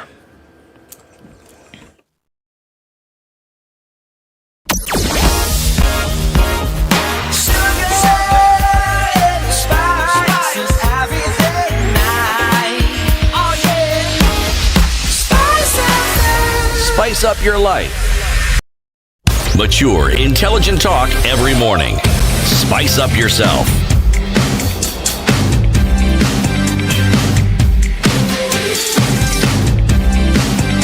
Mornings done right. 94.4. We continue a conversation with Charity and Mohammed from different UN offices, UNDP and UNODC. We're talking about access to justice through communities and working with the civil society. Mohammed, you mentioned something that you do as at Mkenya Kenya. You support civil society organizations that also come in to help communities access justice better. Legal aid is something that you mentioned, right. And I'm sure CT was like, because he talks about it all the time. Tell us what this is and what you do, which organizations you've worked with. If I may cite as recent example, we are working with the European Union, which supports 12 counties in where we are providing legal aid through civil society organizations. So each of those counties has a different profile of human rights violations. For example, when you go to the coast, you'll see quite a number of land-related violations of rights. And the organizations that are being supported by Mkenya Kenya, for example, in the coast, one of the major things they try to do is, one, empower the community to, approach either the institutions of government or even sometimes even draft their own pleadings. One very good example, for example, we have an organization called the Wema Justice Center. I paid a visit with them a couple of months back, where we went to the prisons. And the number of cases that those guys managed to assist the inmates process their own cases, either adjustment of the sentences, applying for bonds and being released from the prisons, and, even drafting their own pleadings, because most of them are unable to afford the cost that comes with hiring a lawyer. So through the organizations that Mkenya Kenya supports, we are able to see, for example, quite a number of people being released from prisons, right? Because either they did not have the bond, they've been trained or they've been educated on how to ask court to adjust and what kind of situations they can present to actually show they can, ask for leniency from court, for example. Instead of us continuing to clog our justice system, a Charity was saying, for example, how do we try to make sure that they don't even get into that criminal justice system, for example. So what we do at that community level, for example, again, is trying to educate a lot of our people on what are the factors, for example, that might lead you to clash with the criminal justice, with the law. Okay, and again, I remember I mentioned there is research that was done, it's a while back, that is 2017, where more than 60% of Kenyans seek legal advice from informal sources, including family members. Right? The reason as to why they do this is, one, because of the inability to afford those legal services. They go to the chiefs, for example, which was also rated quite highly in terms of solving family-related problems. Okay, so what Mkenya Kenya does, it's identifying what are those channels that our people are comfortable with, right? How do we try to make them slightly better? And how do we make it easier for them to access also our courts, because they are also entitled to accessing the courts. So we worked also, for example, with the Law Society of Kenya, because we realized that at that level, we did not want a conflict, for example, between the paralegals and the lawyers, because you'll think that there's that shrinking space of legal service. But by working with the Law Society of Kenya, one is we try to tap into the pro bono services that quite a lot of lawyers will really want to feed into. Okay, so we have quite a lot of lawyers also volunteering within the civil society organizations that we are working with to represent some of those hard cases, if I may call them so, to take them to court and even sometimes try to negotiate outside court. Okay, when you go to the northern Kenya, you'll realize quite a lot of their problems are either security related or the lack of basic services, because what they're saying is due to the neglect that has happened, for example, throughout until probably we started devolution, quite a lot of these services were not available at the north, in the north.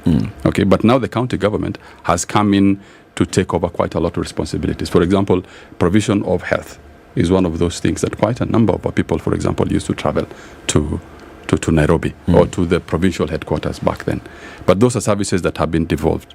So what we try to do with the civil society organizations is hold the government accountable to the commitments that are in our laws and more so our katiba. So for example, you'll realize Mandera did its first CS. Okay. That was, I think, in December of 2018. Okay. Those are services that are not available to our people. But again, ni huduma bora ama bora huduma. Right? That is where we come in now as Mkenya wa Kenya. Quality. Yes. By telling our people ni sawa, bora huduma pia, lakini huduma bora pia ni muhimu sana. Let me ask this question. Right. How many prisons do we have in the country? Okay, no, let me ask it differently. Right. Do all the counties in this country have prisons? Yes. So no, all the counties do not have prisons. We have, I think, there must be like around 20, 25 prisons. I'm not getting the number correct. We have 139 prisons. 139, thank you. I thought, with the larger prisons. However, they are not in every county. And one of the problems that we have is people being imprisoned away from their home counties, away from their people, so that their families getting access to them becomes even difficult. So if you're taken to Kisumu, if you're from Mombasa, nobody will visit you from your family. So if you plan to come back, it becomes very difficult when it comes to reintegration. So looking at that particular aspect, although we have all those number of prisons, we also have the largest number of overcrowding of prisons, one of the largest numbers of overcrowding of prisons. What Jaffa is saying is most of them do not need to be inside there. If you're in there for something that you could be bailed out of, and you are asking what you were doing with the judiciary and the other institutions, a bail and bond policy was one of the ones that we worked with the judiciary. When it came to the bail and bond policy, it was about making it more efficient for people. So that means 500 shillings might sound like a lot of bail to somebody, depending on who you are. Yeah. 500,000 is nothing to somebody else. So the bail and bond policy is supposed to really look at your situation. You have a right to bail. But how is that right going to be implemented? So that's why we work as two arms. The arms that talks about your right to legal representation, the Jaffa's team has been working, and us who work with bringing up changes within the justice sector, or even supporting them on changes like that of bail and bond. When you say you support them, what does that mean? Developing policies. So looking you give at the technical best assistance. Technical assistance. That is what UNODC does. Technical assistance. Can I ask? Sorry, I just want to, so that I can understand, when we talk about developing policy, for whom to follow? So the policy is for the judicial officers. Okay. Yeah. So now, when this policy is developed, is the assumption that there is no strategy that they follow for this? No. So what has happened is it's already in law. So if you want to change some of those things and change the approach that is done, look at the policy so that across the board, what is happening in Mandera is not different from what is happening in Kisumu. Yeah, there is more or less. You see, as we know, we have independence of the judiciary. So the magistrate could decide what they want to decide in Kisumu based on the law. Right. Yeah. But there can be a policy that comes and says this is what we are trying to follow, that everybody should follow across the board. Across the board. Okay. Led by the Office of the Chief Justice. Sometimes in order to understand the full picture, then we must understand, the details. I want to go back to something that you talked about, just as an example, so that we can see how this is playing out. You talked about, Kenya has some of the largest numbers of overcrowding in prisons. Where? In the world? In East Africa? On the continent? What are we talking about? On the continent and in the world, actually. But that's a world problem. It's not just a Kenya problem. No, I understand. Yeah. There's a reason why I'm asking this. So Kenya has one of the largest numbers of overcrowding in prisons. It is not because there are, people who have committed an offense, people who've committed crimes, right? But from numbers that we have seen, for example, we know that this overcrowding is due to this very thing that we're talking about now. Right. People cannot afford bail. People cannot afford what the bond is. People do not have access to representation. Somebody could be in remand for months because of a traffic offense, because they've not had somebody to represent them. Somebody is behind bars again for a year plus because they could not raise the bail of 10,000 shillings, 5,000 shillings. Now, are we saying, looking at this number, that the judiciary in the country at the moment is not able to look at the numbers? Because if we can come up with statistics, then it is clear to everybody. Not able to come up with a policy that guides, that says, can we have things like instant justice that we see in these other countries that we compare to? The traffic ticketing system, for example, in the US is an instant thing. You get a ticket, you come, you pay, you go. Not being locked up, until you can then afford to do the thing. Or if you don't pay, then they rack it up and then you're called before court. The policy that we're talking about, is it so difficult to be able to look at a situation and then decide what ought to be done and then actually do it? The overcrowding in prisons has been a conversation for years and still seems that nothing is being done about it. So my question is it so it seems to be so difficult, and even when then the policy comes about, how soon then do you start to see the results of some of these things? Okay. So one, as I said, it's a world problem. It's not just a Kenya problem. Two, what you're talking about is actually being discussed already, the instant fine. It's something I think that is being discussed. Three, let me just say I'm not representing the Kenyan government as I speak here. I am just saying that we work with technical assistance. However, instant fines is something that is already in discussion with different government structures, because it's not just something you just implement. You have to decide, where does this money go? You don't want to create a new racket, what is it called? Corruption racket, a new one that's, another way of getting problems. So there needs to be a whole structure, because it's not just one institution that is involved in that. There's need to change the law. The law is already there that says this is what happens when you commit an offense. If you want to change it, it has to be changed according to the way it's supposed to be done. An amendment to the law. There has to be structures that are made. There has to be those training of the police, training of the judiciary, training of the staff. Unfortunately, I feel, and maybe going back to what you were saying, this is something that has been done in other countries, sometimes right, sometimes wrong, because you don't want to create a new avenue, as let's say, of public officers being able to take funding or money away from the people. What is happening right now? You can say stealing. It's okay. You could. Yes. However, it is in the process. I think in NCAJ, let me just say, in NCAJ, there's already a committee that's looking at how to do this in a multi-sectoral approach. That is kizungu mingi. No.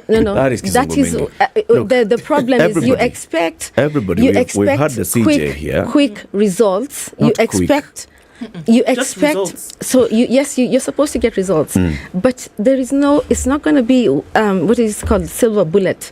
Yeah, you have to take a process. We did not reach here. What would it take, Charity, for years. a woman who's taken before a judge, a judicial officer, let's say a magistrate, and this woman has been arrested on the street, and the police who have arrested and the prosecutor brings to court and says, we arrested this woman because she was hawking in the streets of Nairobi. Yeah. Okay?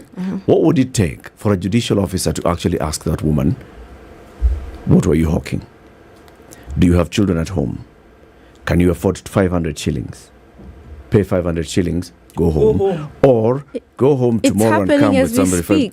We have very many. That's why we're even talking about justice in the lenses of men and justice for women. We had the PS for Correctional Services here the other day. 300 children below the age of 4 are in prison with their mothers. Most of these cases, over 70% of them, petty offenses. 87% to be specific. Petty offenses. What kind of policy is this that would need to be, implemented and look at multi-sectoral kizungu mingi that would make a magistrate just say, Pay 100 bob, go home. And when it involves children, why do we need to apply this let's go slowly and watch and wait as we see it evolving? Less to introduce corruption. No, there are certain situations, but we're not battering you on the head here. We're just telling you that some of these cases, we understand the need to be cautious and to move gently and to move cautiously, but some of these things have an urgency to them. So maybe I think sometimes you can if you're not right at the ground, you don't understand and see the changes that are happening. You're saying we don't understand this. Okay, so there's a lot happening, just that we don't see it. Yeah, we work hand in hand sometimes at a very low level with the justice sector actors. So there are instances, like as you said, that people are held for a long time, but there are also some amazing instances where people look. The idea sometimes is not just to release a person, because you can release that person. You just say this person stole a chicken, so they should go back. But maybe if this has been a problem that has continued, you send them back and they get mob justice and killed.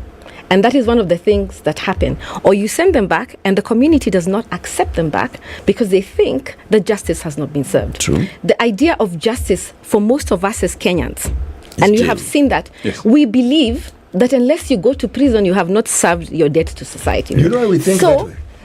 Wait, before, let me finish. Yeah? The idea of what justice actually means has got to change. We most recently had a case of a boy who is behind in a rehabilitation center because of stealing 1,000 shillings. And it was actually agreed that he's better off there because he was a consistent thief. And if you continually steal like that, believe you me, you will be caught and there will be no mercy. Charity, Yeah? that is the exception. Child is the reason being why treated we have a and problem, given psychological assistance and also being helped by the state. That so it's easy to throw stones it's an at the emotional, people doing the personal work. story which touches everyone's heart. I'm going to let Jaffa The take reason some of this why slack. the reason why this justice system has the problem it does is because it is perceived as not serving all with the same yardstick. Right. But actually it should not.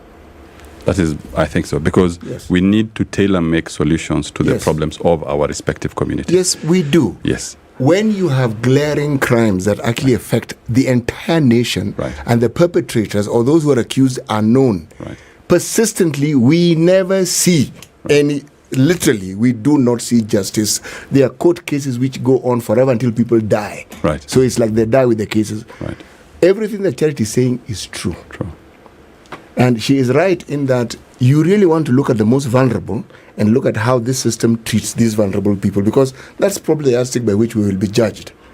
But then, when you have a situation where people divert, for instance, national resources to their own end, that now is a crime against humanity. In progressive countries like China, they shoot you. Okay? You know what Charity said. Unfortunately, we see the best solution to those many crimes as jail. So it's going to take quite a lot to actually change the mindset. Yeah. But quite a lot of things are happening. And again, I will go back to saying, for example, the utilization of alternative justice systems. Actually, I don't know why we are referring to them as alternative while it's used by a big... It's actually the most common justice system. Exactly. So if we, for purposes of this discussion, call it the mainstream justice system. We call it the primary justice system. Right? You know, because then realizing that, for example, that chicken thief, at that, for example, level in the village, we find ourselves wanting to interrogate a little bit more Nini Meleta Yoshida. As you said, for example, the magistrate asking, what's your problem? 1,000 shillings, go.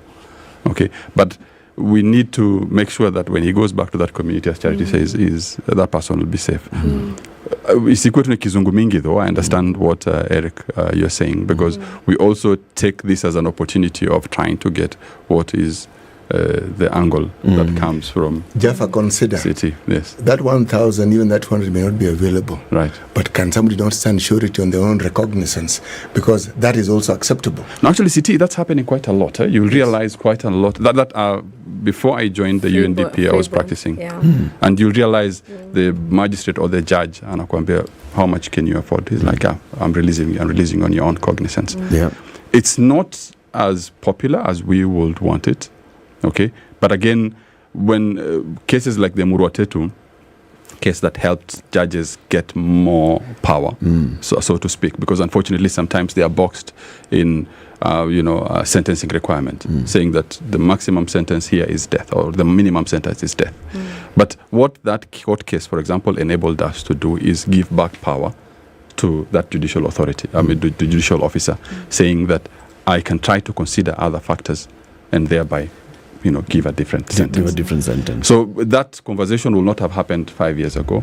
But it's happening now. It's happening now. No, actually, Charity and Mohammed, what we're saying is there's a lot that has happened. For sure. We have justice conversations here every Thursday, and we know there's a lot that's happening. Right. All we're just saying is as you spend all this time and effort and offering technical assistance and all, we just sit back and we are voicing your frustration. Right. 8 years offering technical assistance, and how much have we moved this needle?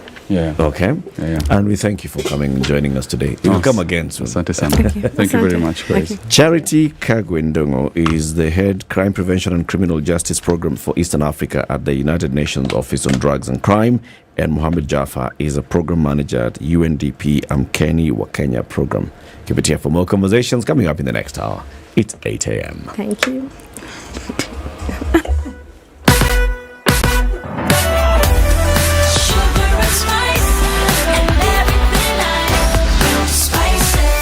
Spice up your life.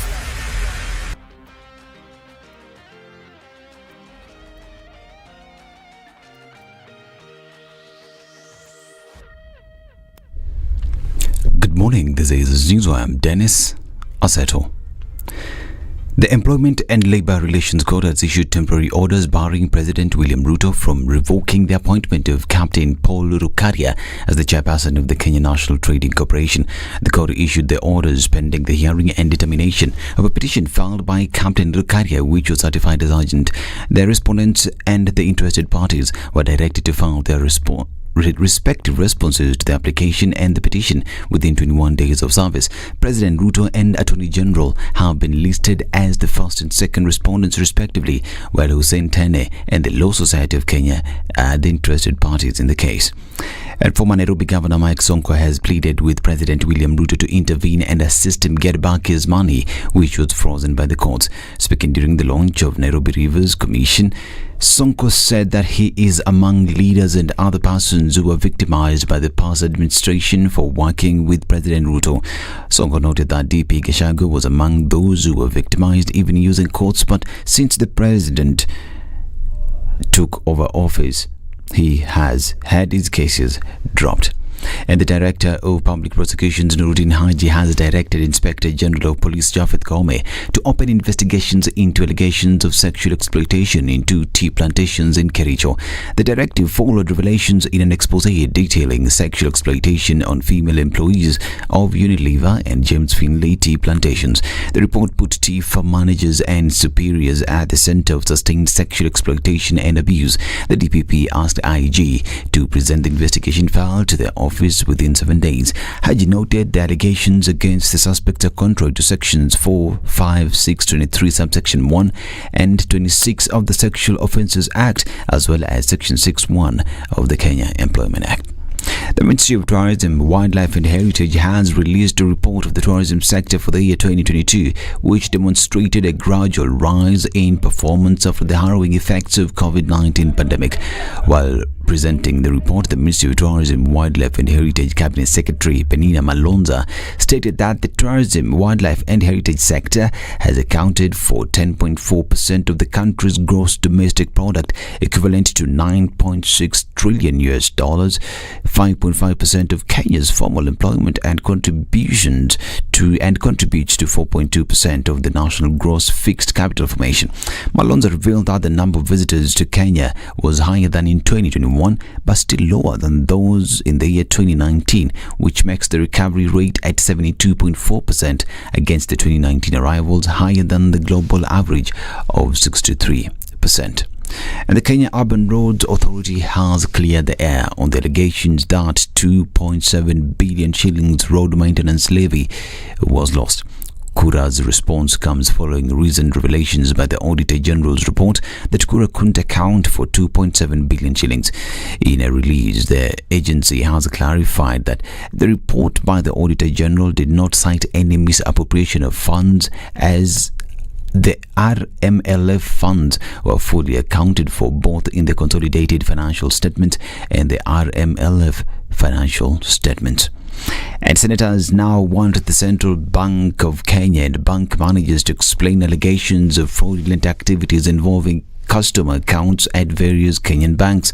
In a statement, nominated Senator Tabitha Mutenda is pushing for the Finance Committee to investigate allegations of fraudulent withdrawals of funds from accounts belonging to customers at various Kenyan banks. She pointed out to evidence of complaints from various customers who have complained of illegal transfers done in their bank accounts. And Correctional Service Principal Secretary Mary Muthoni has cleared Governor Muthomi Njuki's petition for relocation of Chuka Prison to a 60-acre parcel in Kabarianga area. Governor Njuki argued the land on which the prison presently sits with Chuka Central Business District would be more useful to the county residents if other essential facilities were established there. Muthoni acknowledged the county government's efforts to follow the due diligence and promised to work closely in ensuring a smooth transfer of the necessary documents. Now, after almost 3 years of persistent drought conditions, IGAD Climate Prediction and Application Center has announced that below normal rainfall is expected in most parts of Greater Horn of Africa over March to May season. Delegates gathering in Nairobi for the 63rd Greater Horn of Africa Climate Outlook Forum examined the forecast for the March to May season, which points towards depressed rainfall and high temperatures. This is News. I'm Dennis Asset on Good Morning.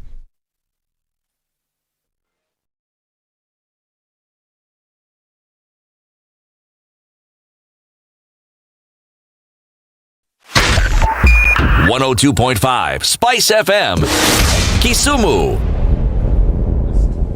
All right, this morning we're still looking at traffic. It's building on the Southern Bypass. That's quite something this morning, and we're looking at it now, touching on coming in from Likoni at the interchange, and it is an absolute mess. Traffic tailback all the way to the entrance from Ole Sereni and even on to Enterprise Road. And we're also seeing traffic then touching on Langata Road, and that's because of this trailer that is ablaze. Not quite sure what caused that, but so now they're still trying to get that out of the way and then get traffic moving. But we're looking at traffic in both directions, pretty heavy. Also because of that, more traffic in the city. There's a nasty accident that happened at the Blue Post Hotel Thika. It's blocking traffic on the highway, and there's traffic all the way to Wetetethie. That one. Okay, so it looks like a mess this morning. It's quite busy in most parts. Let's keep an eye on things. Tell us if you find an alternate route. SpiceFM KE on Twitter.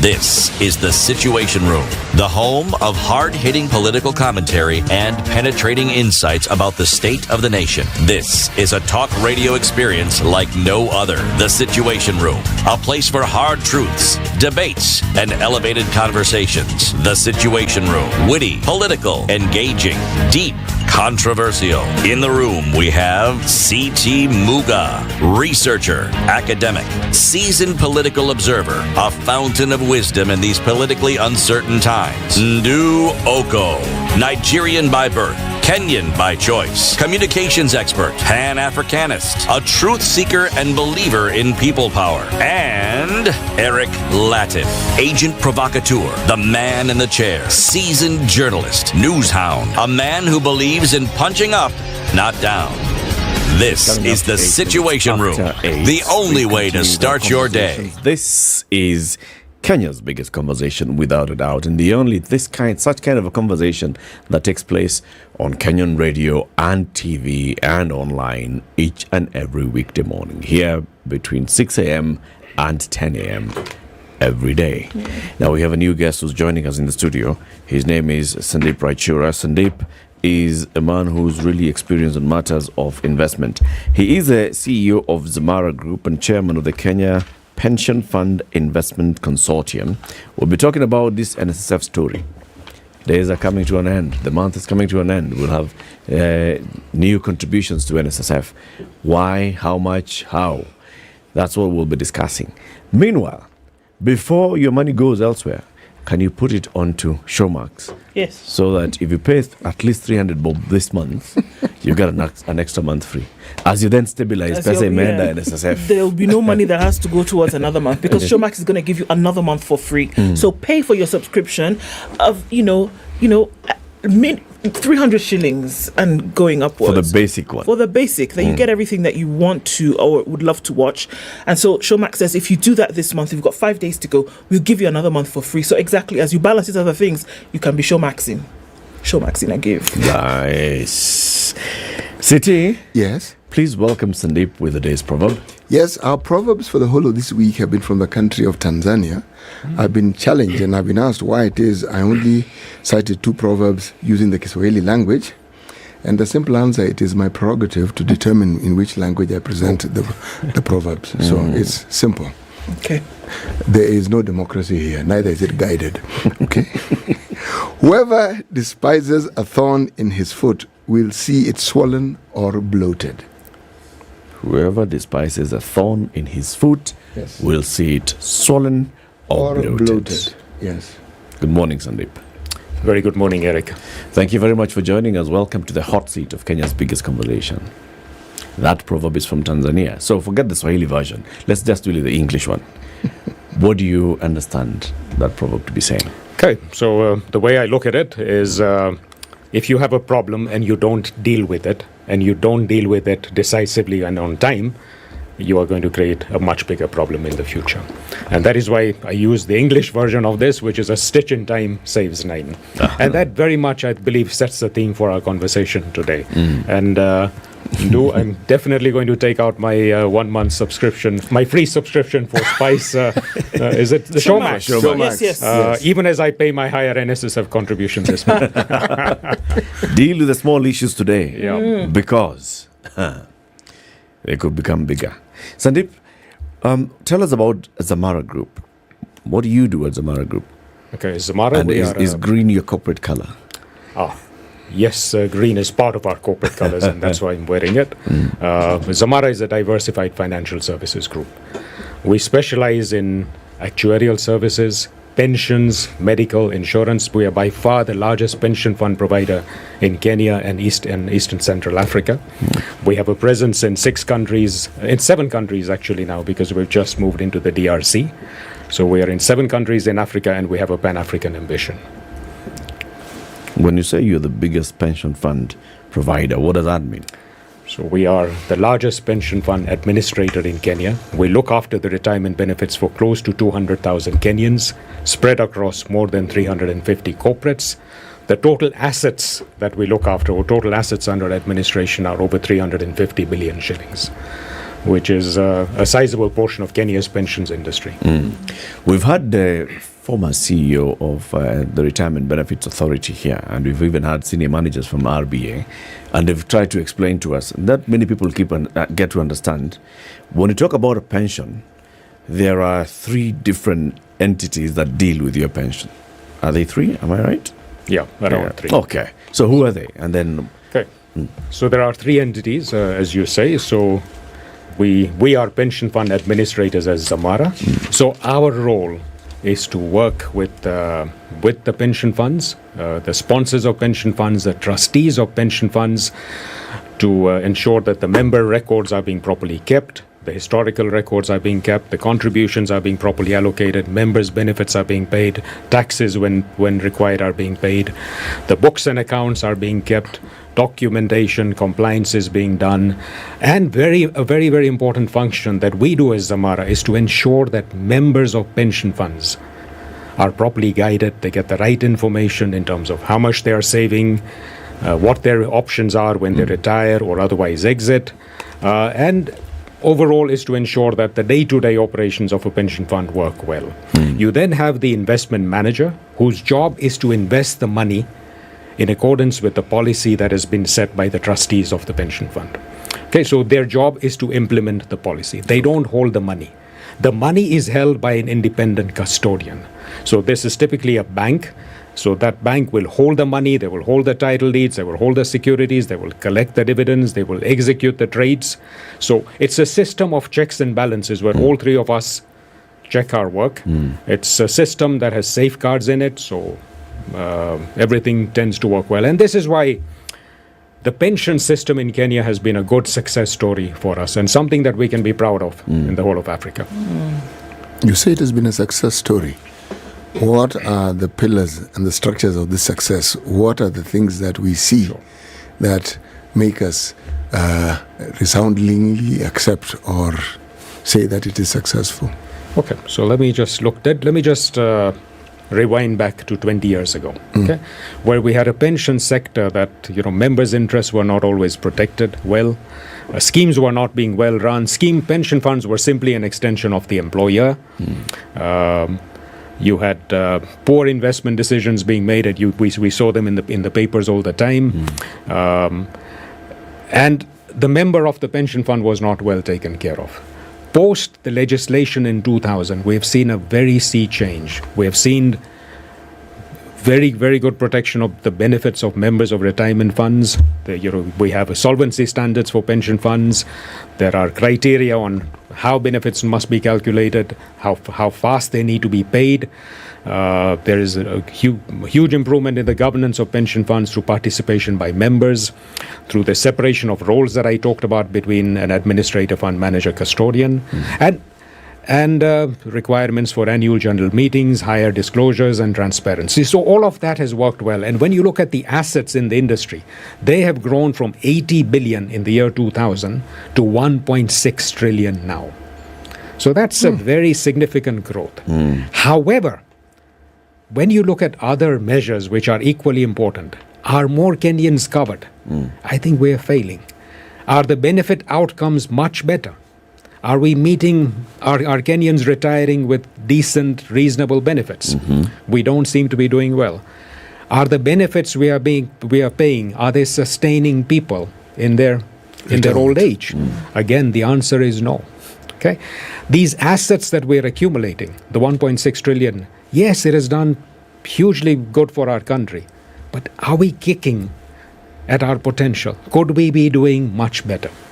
And that is why a piece of legislation of the type we are discussing today becomes important, because it helps us to deepen that policy reform that we started off in 2000, that journey we started then. So things are working.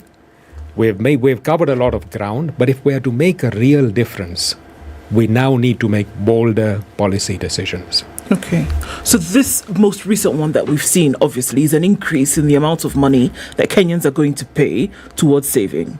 Now, when you say that we will then be able to do better, that in terms of the development, what exactly? Are we talking about direct benefit to every Kenyan who puts this money aside?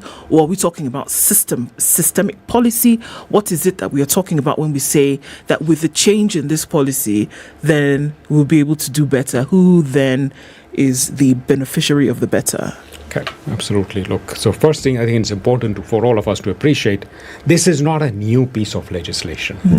The NSSF Act of 2013 was actually enacted in the year 2013. Okay, it was passed as law in December 2014 and was supposed to have been implemented from, it was passed as a law in 2013 and was supposed to have been implemented from 2014. However, because the matter was taken to court, the implementation did not happen until the Court of Appeal reinstated the legislation about 4 weeks ago. And as we all know, there is an appeal before the Supreme Court as well. Okay, so there's still possibly a journey to this act. But this act is, and you see, the one thing I should say is that, and I'm really happy that I have a chance to reach out to Kenyans and engage with them on your show, because when I read the sentiment on social media, the papers, it is very negative. So most Kenyans, when you talk to them, they will say this is yet another tax. People will say that this is happening at the worst possible time when businesses are struggling and Kenyans are struggling. But I'm hoping to share a perspective that I hope will help all our citizens to look at this differently, to reflect on this, because where I sit, this is a piece of legislation whose purpose is very noble. This is a piece of legislation which is saying, which wants to impact the future financial well-being of all Kenyans. It is about ensuring that every Kenyan has a pot of money that is going to be reasonable to take care of them in their old age. Or should something happen to them whilst they're working, they have something to fall back upon. Or if the breadwinner in a family dies, the family is not left vulnerable. So this is about fortifying our citizens against the economic shocks that they will face in their day-to-day lives. But also importantly, this is a piece of legislation that, if implemented properly, will create huge benefits to our economy. In terms of the savings that will be mobilized, if they can be harnessed into productive areas of investment, we will grow our economy. We will create those jobs that we desperately need. We will build the infrastructure that we want. We will reduce our reliance on foreign debt. We will reduce the rate of interest, the interest rates in our country, build our capital markets. So there's a good number of byproduct benefits that flow from this. So yes, there is an increase in the level of contributions, but this is being accompanied by a corresponding increase in the level of benefits. And I think it's good, that I can demonstrate this to people. Yes. If you look at Kenya, right, we have 18 million Kenyans in our workforce. Okay, more than 85% of these are in our informal sector. Okay, so they're not earning a salary like you and I. Okay, 80% of jobs are being created in the informal sector, and there's something we need to do about these people who are excluded from our formal pension system. But let's look at you and I, who are in salaried employment. How much are we paying for our pensions? Okay, so if we only participate in the NSSF, without any other supplementary pensions, the employee is paying 200 shillings, the employer is paying 200 shillings, that's 400 shillings. Okay, you multiply that by 12, that's 4,800, roughly 5,000 a year. Okay, and let's take a Kenyan who starts working at 25 and religiously saves for the next 30 years to 55. So that's 5,000 times 30 years is 150,000. And let's say you hired the best managers. You even bring them from abroad if you think Kenyans are not good enough to invest your money. How much will you get? Maybe 300,000. You could at best double the money. Is that enough to send a Kenyan home into their sunset years? At 55. At 55. I mean, it's a joke, as our president says, right? Now, let me put the question the other way. There are 80,000 plus employees in Kenya. The number who offer retirement benefits like Zamara and the Standard Group is just over 3,000. Almost 75 to 80,000 employees in Kenya are not making any supplementary provision for their staff. And what this act is saying, look, if you have a pension scheme for your staff, that's fine. You can opt out of a substantial portion of this new legislation. But if you don't, the default is you must contribute. Why should we not have saving for our people? Okay, and that is why what this act is saying is that 200 shillings cannot work. By the way, people don't realize that when the NSSF started in 1965, okay, actually the rate of contribution was 10% of your pay, but there was a monetary ceiling. And that monetary ceiling has only been changed twice in the last 57 years. First in 1978, so it moved from 40-40 to 80-80. And then in 2001 to 200-200. And I've already explained that 200-200 will not get us anywhere. So what this legislation does to get to the crux of your question... What was the logic behind the 200? Why 200? It's anybody's guess, right? So what I'm saying is, It was there for historic reasons, and what happened is that instead of taking a bolder decision then to say let's raise it, it wasn't done. And now again, the NSSF, as has had a checkered history, and there's all. It wasn't the right time to. There were all those issues that needed to be dealt with as well. But look, and this is why sometimes I say this act should not even have been called the NSSF Act, because it is actually a reform of Kenya's pension system. It is, first of all, it is saying every Kenyan in the formal sector needs to contribute a sensible amount. Their employers need to contribute for them, so that when people retire, they will have a decent benefit. And even by the way, the 12% is not enough. It's only the start. We have to move it over time. Okay. So, yes, this is higher contributions, but correspondingly higher benefits. Okay, I've also mentioned this opting out. So, to people, to employers who run their own plans, you can actually structure them such that you can substantially opt out of the NSSF. What does that mean? Okay, let's talk about it. Okay, so this NSSF, so the first thing is this piece of legislation says contributions are at 12% of pay. And they are being phased in over a period of 5 years. And this is why when you see the communication, people are saying the 400 is going to 2,160 or 200 is going to 1,080. Okay, but over the next few years, these numbers are going to increase. And ultimately, Kenyans will be contributing at 6% of their pay. Their employers will be contributing 6%. So it's 12,000. It's 12%. So if anybody is earning a salary of 50,000, the contribution will be 6,000 shillings. Okay, all right. Now, these contributions are in two buckets. There is what is called Tier 1 and Tier 2. So Tier 1 contributions are contributions based on earnings up to the minimum wage. Okay. Tier 2 is anything over and above that. Okay. So Tier 1 has to go to NSSF. The default is that Tier 2 also goes to NSSF unless as an employer you opt to contract out. So when you contract out, you have to either set up your own scheme or participate in another scheme. Or join another scheme. Or if you have your own scheme, you can opt out through your own scheme.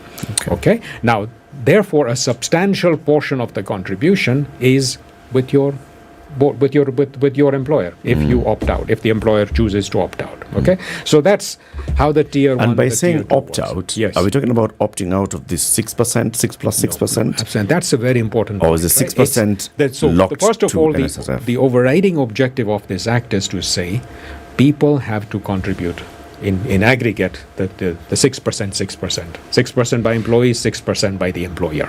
Okay, so that is there. However, you then have a choice as to where that 12% goes. Okay. Now, there is the first tier where you don't have a choice. That does go to the NSSF, and there are important policy reasons for that.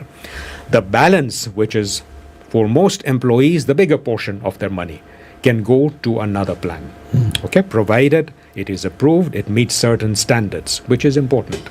Okay, I hope that clarifies the Tier 1, Tier 2 opting that one out. does, yes. And I hope it also clarifies that, look, this is not a train smash. I mean, these contributions are being phased in. It's progressive over 5 years. It's progressive, and they are being progressed so that the employers, the impact on them is being phased in. The impact on our take-home pay as individual Kenyans is also being phased in, being mitigated. There's a bit of a problem here, though. Yes. When you talk pension, you're talking the future. Yes. The very distant future. Yes. Now, how do you communicate the future in an effective way to someone who has a problem surviving on a daily basis? That's a fantastic point you raised, right? So, and this is the typical response that we get for most people, and a lot of people that I speak to, when you talk pensions, they will give you either a disinterested look or a yawn and say that I've got more pressing priorities now. And I would say that, look, if it is hard enough to make ends meet now, how much harder will it be when you no longer have an income, okay, to be able to rely on, okay? But in my conversations with policymakers in Kenya, what I say is that, look, to have a pension system with a singular focus on saying to people, save for your old age, is not going to resonate with Kenyans. Okay, so we need to look for a way that we can accommodate wider savings priorities. So people want to, yes, saving for old age is very important and must be mandated as the law does. But what about housing? What about education? What about other needs? What about the need to have an emergency fund? And COVID-19 showed us that it's important for us to have that. So if we can accommodate wider savings priorities, I believe Kenyans will engage a lot more with their saving. And that's important because this must not be seen as a tax. Because at the end of the day, I would want every Kenyan to say, look, you have your own pot of money, which is growing, which you are substantially in control of. And there are many things you can do with that pot of money, even as you keep growing it till when you're no longer going to be able to work. Sure. Okay, so I think the messaging 100% needs to change. And that's where I feel we're doing a terrible job of communicating this act. Okay? Because to say, this is at 6%, but not 6%. Selling the benefits of it, right, is not good. Indeed.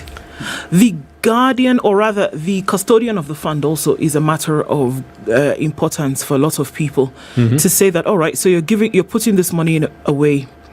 What are the guarantees that actually coming out on the tail end of your saving, that you will not then be put through a frustrating process of getting your money out? Okay, so look, firstly, as I mentioned, the pensions legislation in the country, the Retirement Benefits Act, is very tight, okay, in terms of how this money is looked after, how the money is being invested, how the benefits are, how members' interests are being protected. So there's a lot of checks and balances. But if you look at the NSSF Act of 2013, again, there are significant measures to strengthen the corporate governance of NSSF. Okay? So the NSSF has to comply with the requirements of the Retirement Benefits Act. It has to have an investment policy, which it already does. Its monies have to be invested in line with the investment regulations and by external managers. And what a lot of people don't know is that for the last 10 years, in fact, since 2011, the assets of NSSF are being managed by external managers. Okay, 80% of the assets of NSSF today are looked after by professional managers who are licensed by the Retirement Benefits Authority, the Capital Markets Authority. The new act has provisions to control the level of expenses that the NSSF can incur. So there's a tight limit that on what they can spend. There are regulations on where they can invest, where they cannot invest. So there are requirements for publishing financial statements, disclosures to individual members, the requirements to have statements available at any time and online. So everything that you could think of that could go wrong has been taken care of. I mean, there's no ultimate safeguard, but but at least a lot has been done. A lot has been done, and I keep on saying that if you keep on judging an institution by its history, you will never make progress. If as a country we keep on dwelling on the past, we will never build a future for ourselves. Okay? So if people say, look, this is a piece of legislation which is good for our country, it is good for the individual Kenyan, it is good for our economy. And to every Kenyan worker I say, this is a piece of legislation. If you currently are in an employer that doesn't have a scheme, it's a 6% pay rise. It's ironic if you are protesting that. Sandeep, the problem with our history and our past, and why we dwell on it often, it hasn't gone anywhere. It still dogs us. You would very much like to. Nothing has replaced that history. Yes, you'd really like to consign it to the past, but it keeps rearing its exceedingly ugly head, and so it becomes an issue that because.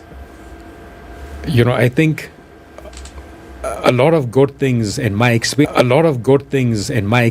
and by the way, a lot of people call me naive to say this, right? Is that in my experience, a lot of good things that we try to do as a country are clouded by some of this history. Yes. That keeps on coming up, okay? And on this one, I would appeal to Kenyans to give it a chance, because the controls that are in place, the fact that the bulk of the money can be looked after by your own private employer's plan, okay, should give individual Kenyans and employers in the country the assurance that, look, this is something that can work. And the byproduct benefit that I talked about of the significant boost in our savings, what that can do for our country, we must not.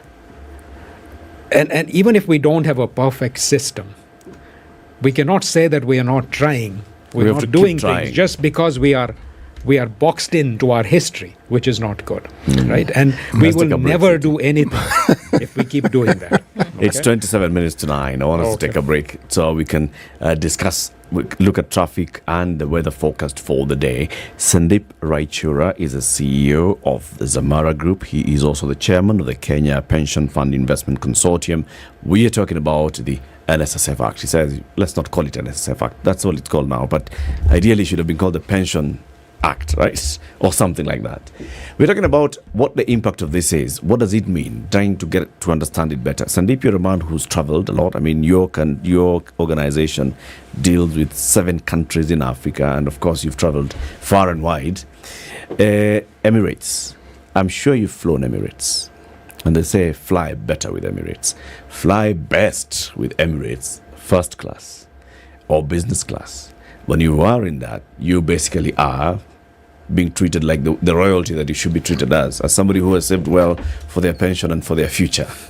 Have you tried Emirates business class or first class? Yes, I have. What's your experience?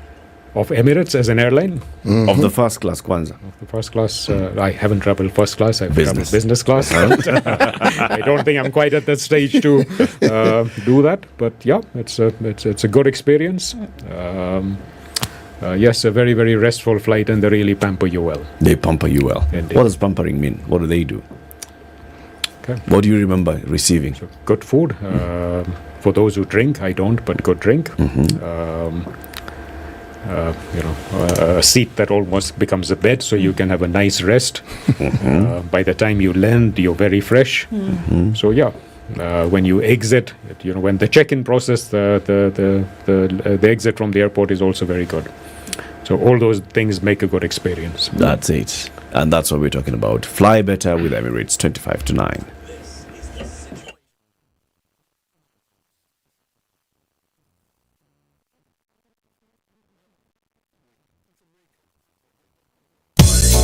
Yolanda Mulwa, DJ Absolute. When the gang is together, Got the sugar, got the spice. Yorada, yes, I have missed you like hot hamburgers. Eh?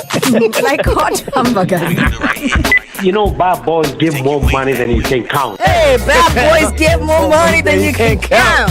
And If it's fun, it's funky, it's fresh, you're definitely going to catch it here. I don't know what you do every day from 11 a.m. to 3 o'clock, but if I were you, I'd tune in to Sugar and Spice only on 94.4 Spice FM, Nairobi. so if you say it's on, then it's on. Yeah. Get 2 months of Showmax for the price of 1 in a give Real Housewives, rich auntie vibes, and that bling. Samakuwa Mocha. Toast to luxury. In a give single Cassie, girl power. Cheers! And gravity-defying Top Gun victory flyby. Haven't any fun yet? Woo!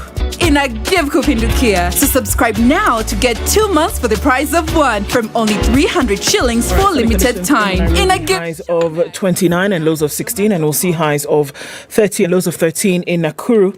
The sun is up at 17 in Nyeri, highs of 29, and we'll go highs of 28 in a sunny Eldoret at 18. 28 and sunny in Mombasa, highs of 32, and we'll see highs of 31 in Malindi, where it's sunny at 27. It's 24 and sunny in Kisumu, highs of 32, and we'll see highs of 32 as well in Kakamega, where the sun is up at 25. Looking into Kampala, sunny conditions at 24, and we're seeing highs of 31 in Dar es Salaam today. 16 and sunny in Johannesburg, with highs of 25 and highs of 33 in a partly cloudy Lagos at 27. It's 21 and mostly cloudy in Kinshasa. It'll go to highs of 29.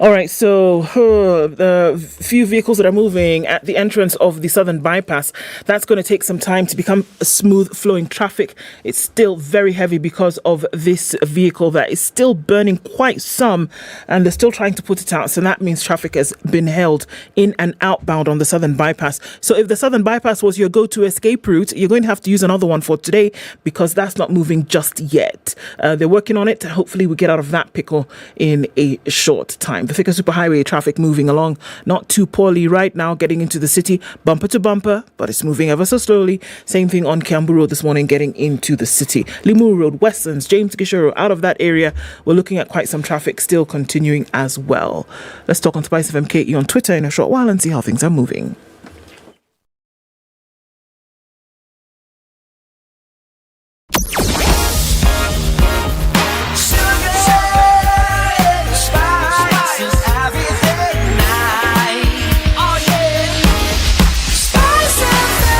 Spice up your life.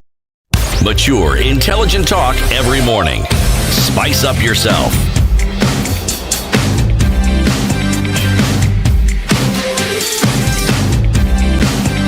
Mornings done right. 94. The conversation continues with our friend Sandeep Raichura, CEO of Zamara Group. He is the chairman of the Kenya Pension Fund Investment Consortium. We are talking about NSSF. There's a question that being asked by Julia. She says, an employer friend of hers told her that he is now going to cough an extra 350,000 shillings towards the employer's contribution to NSSF for his staff. He says, I have either to downscale my staff or close altogether. Okay, Eric, so my assumption here is that this is an employer that has 350 employees, because the employer will then be contributing 1,000 shillings compared to the 200 shillings that he was previously contributing. So this is in the first year? In the first year. Okay. Now, look, it is a fact that under this act, the contribution rates are going up. Okay, so if you have an existing retirement plan as an employer, hopefully you can structure it such that the impact of this is completely cost neutral. So my expectation is that, my assumption therefore is that the employer that Juliet is talking about is one that doesn't have a retirement plan for its staff. And the question I would say, is it good to have one? Yes, it is. Okay. If you don't have one, should you be compelled then to contribute to the NSSF? I believe so, yes, because it is important that we take care of the long-term financial security of our people. Okay? Now, to this employer who is saying that, look, I will struggle, okay? Look, I mean, yes, if you don't have a retirement plan, you are being given time to phase in those contributions. If it's going to be in an extra 350,000 shillings, I'm assuming that with a workforce of 350, you're running a substantial business. Okay. Now, if an extra 800 shillings a month, because that's what this act actually means in the first year, the 200 going up to 1,000. If that 800 shillings is actually going to kill your business, then maybe there are more fundamental problems that your business has, that the employer has, that you ought to be dealing with. Okay, anyway. Okay, so look, people will keep on saying this is the wrong time to do this. And again, I have a lot of sympathy for the view that maybe there should be a grace period, because this is happening in the middle of a financial year for most employers. People have put in their budgets, what they want to do and what they want to plan. So I have a lot of sympathy for that. But to say that we should never do it because of this, I would say there's never a right time. There will never be a right time. And given your interest in Proverbs, let me add another one to your collection. The best time to plant a tree was 20 years ago. The next best time is now. Okay? So these are things that are important for our country. Something you've said, and let's just get into that for a little bit. If you have, as an employer, you have another pension scheme for your staff, how can you adjust this so that, like you said, it becomes net cost neutral? If you have a pension scheme whose contribution rates are at least what are provided for in the Act, okay, then the impact to you is actually zero. Okay? Because the total contributions to the NSSF are lower than what are the rates of contribution to your own plan. If you opt out from the second year, yes, there is a bit more you will pay to the NSSF, but the bulk of the money stays in your own scheme, and the effect on you is completely zero. The only change that you need to make to your retirement plan is to ensure that when people retire, the bulk of the benefit is paid as a regular income. Because remember what I said earlier, the NSSF, even though it's got a fancy title, National Social Security Fund, for all intents and purposes, it was a provident fund, which simply gave you a one-off bullet point lump sum. And you and I know that lump sum payments are, they are generally poorly applied. And our studies show the research that Zamara has done shows that most of this money is used up within less than 3 years of retirement, sometimes even shorter. So what this act says is that the bulk of the benefit should be paid as a regular income. So there are some adjustments that you need to make to the design of your retirement plan, but in terms of cost, it is neutral. Sandy, could you give us, oftentimes we're able to see the reality of things through example. Give us an example. It could be of another economy where we look at this model and it works from end to end, where folks are retiring at whatever age is set, and because of what they've put away for the last 20 odd years, it is actually happening and you can see that it works. Okay. So look, there is, I would say, there are no perfect pension systems in the world. And, yes, you can borrow from what others have done. You can learn from their successes and their mistakes as well. Pensions and social security ultimately needs to be homegrown. I mean, it needs to be relevant to the situation on hand, the country. Right? Yes. So we could talk about borrowing from the UK, the US, and whatever. I don't really believe they run perfect systems. Okay, there are possibly some good examples of countries like Singapore. Yes, they have their challenges, but in a country like Singapore, actually the contribution rate is 40%.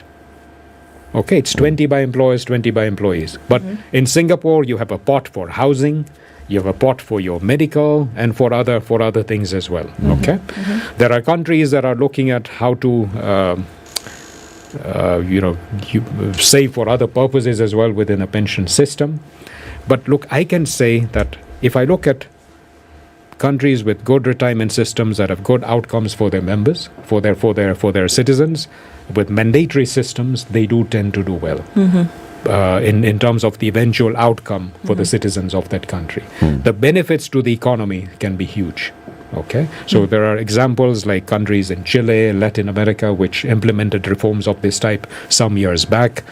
They've done quite well, right, in terms of, but again, they've also made mistakes. Sure. And we need to learn from those mistakes. Okay, for us, we need to look at a pension system that is relevant to our country, that recognizes the situation on the ground, that recognizes you have an NSSF, you have a private pension system. How do you get the best of both? Okay, and look, I would say that, look, even with this particular act, the NSSF Act, any new piece of legislation will have teething problems, will have issues, which hopefully can be dealt with over a period of time. Okay, so I'm not sure whether I've answered your question properly. Sure, I mean, I hear you when you say there's got to be a homegrown solution. The mandatory aspect that you speak of, for me, sounds like, okay, in order for this to work in the manner in which it's originally fashioned through the Act, is that it cannot be that everybody then offers their opinion. It has to have been seen from, the end has to have been seen from the beginning. This is where we are going. Yes. Then it then must be something that everybody does, not that you can do, that you must do in order for it to work. Is that what we're saying? Okay, look, so what I'm saying is that there is a very fundamental reason to make a pension system mandatory. Okay, so look, I would say that, you see, like our constitution has a provision that every Kenyan has the right to social security, of which pensions is one. Now, that does not mean that the government has to provide social security for every Kenyan. I think the government has to provide the framework, the enabling environment, and empower Kenyans to be able to save. Now, any decent society will want to ensure that its elderly are taken care of. And we are a decent society as Kenya, and indeed we already do it. All of us go out of our way to look after our elderly. Okay. Now, if you create a system where you say to people, save, we're giving you tax incentives to save, blah blah blah, save, and if you don't, we will actually take care of you. What happens? It will be people counterproductive. You're creating a moral hazard because people will say, look, let me consume. Sandeep is saving, but Eric is not. But when Eric hasn't saved, the government will come and step in. Okay. Now, in order to protect against such counterproductive behavior, it is good to mandate a system. Okay. Now, to Kenyans who say, well, will be taken care of, I would say that the cost, and based on the numbers we've run, currently we're a young country. Our median age is only 19 years. But we have 1 million Kenyans above the age of 60. We have another 1 million approaching that age. And in the next 20 years, we will be 10 million Kenyans above 60. The cost of providing them, even with a modest stipend, in today's money terms, is going to be 400 billion shillings per annum. Okay? That is like almost what we pay in salaries for public service employees. It's not possible. So the point I'm making to you about this issue about mandating or not, okay? Inaction for is not an option. Neither is a tax finance fiscal program by the government like Inwa Jamii. It will not be sustainable. The only sustainable option is to get Kenyans to save. Okay? Sandeep, everything you're saying makes a hell of a lot of sense. Huh? And it is true. But the countries we keep talking about, whether it's Japan, whether it's Singapore, whether it's Switzerland, the thing that they have, which we don't have as a country, but we have it in communities, is a saving culture. The understanding of how to actually save money, so that irrespective of what happens, money is always being saved. Mm-hmm. When we talk about the issue of countries that borrow in excess of or as a huge percentage of their GDP, and Japan is given an example, most of their borrowing, you call it external, in that the government is borrowing, but it's from their own people. But the reason that is possible because they have a saving culture. People say it's like an almost a moral duty. If you can't save, you are looked at with enormous suspicion. Now, how do you ensure the schemes we talk of are good now, but then how do we ensure that our future, who are our children, people who are younger, understand this need to save? It's not difficult to understand. Is it in our curriculums when we teach them? No, we do not teach them. Is it in primary school? No. Is it in secondary school? No. And yet there are subjects in which this could be taught and they could understand it. Communities that do this don't talk it, they teach it. It is practiced so people know and they grow up with it. Now, if we do not have a national culture of saving, this discussion we are having will continue having it, and this scheme will fail. It will not meet the goal it could meet. Because we talk about potential. If that potential is as real as we say it is, can you imagine just how much money our pension system would have if people understood and embraced the culture of saving? Okay, that's a fantastic point. Look, so the countries you mentioned, they have a savings culture, and that's probably inbuilt. And actually, I have a challenge with a lot of my colleagues in the office as well to say, what's this? Why are you living hand to mouth every month? We're paying you well, okay? And that's that is a difference in culture. Okay, so the Asian economies, yes, the savings rate there are 35%. China is 50%. Okay, now, and a lot of that maybe is ingrained, and I would say that even for me it's ingrained, right? It's part of us, right? But in an environment, in a culture where you don't have it, that is why that compulsion becomes even more important, because left to their own, people are not going to save. Okay, so unless you compel them and you gently compel them to save, okay, through systems like this, okay, no matter your reservations about whether the money is going to be well looked after or not, that's a different problem. But where you have a culture that does not have a culture of saving, it is important that you engender it through systems like this, okay? How else do you do it? But secondly, and very importantly to your other point, is we need to start from the youngest possible age. Yes. So teaching financial literacy, teaching saving, teaching budgeting should happen in our schools.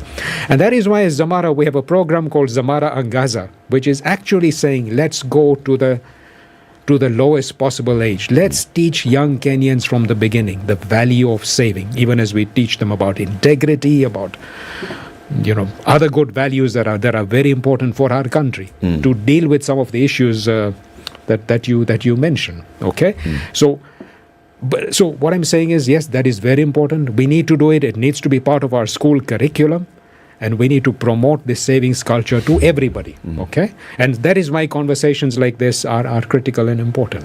Okay, but during that time, we need to make sure we are doing something about this, because trust me, if we don't do something about this, in the next 20 years, old age poverty is going to be the dominant cause of poverty, increase in poverty in Kenya, and indeed in the whole of Africa.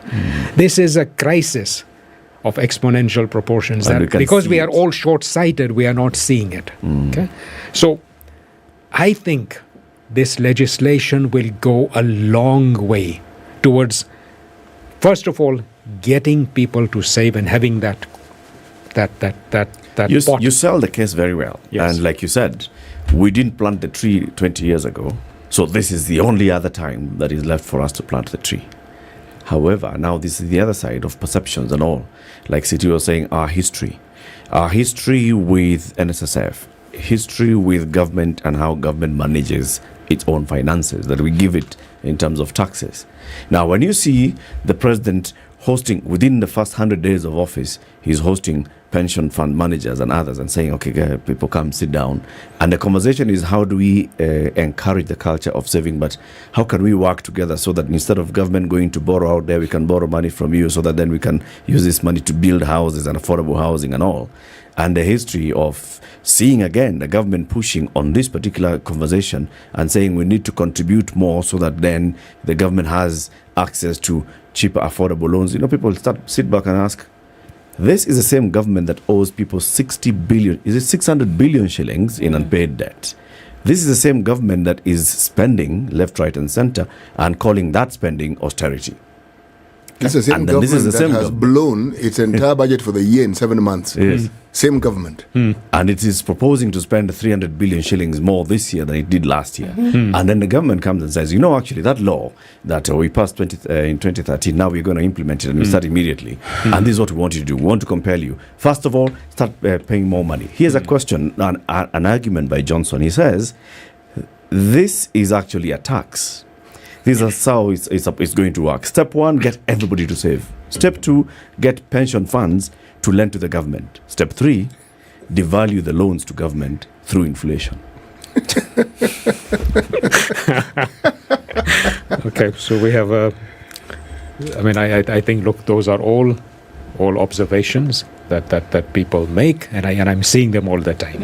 Okay, but look, I'm saying that the system that we have is a good one, which ensures that this money is well managed in the best interests of the members of those retirement funds. Okay, now I am a very firm believer that this 1.6 trillion and hopefully 2.6 trillion, if we can get more savings, is used to build our country.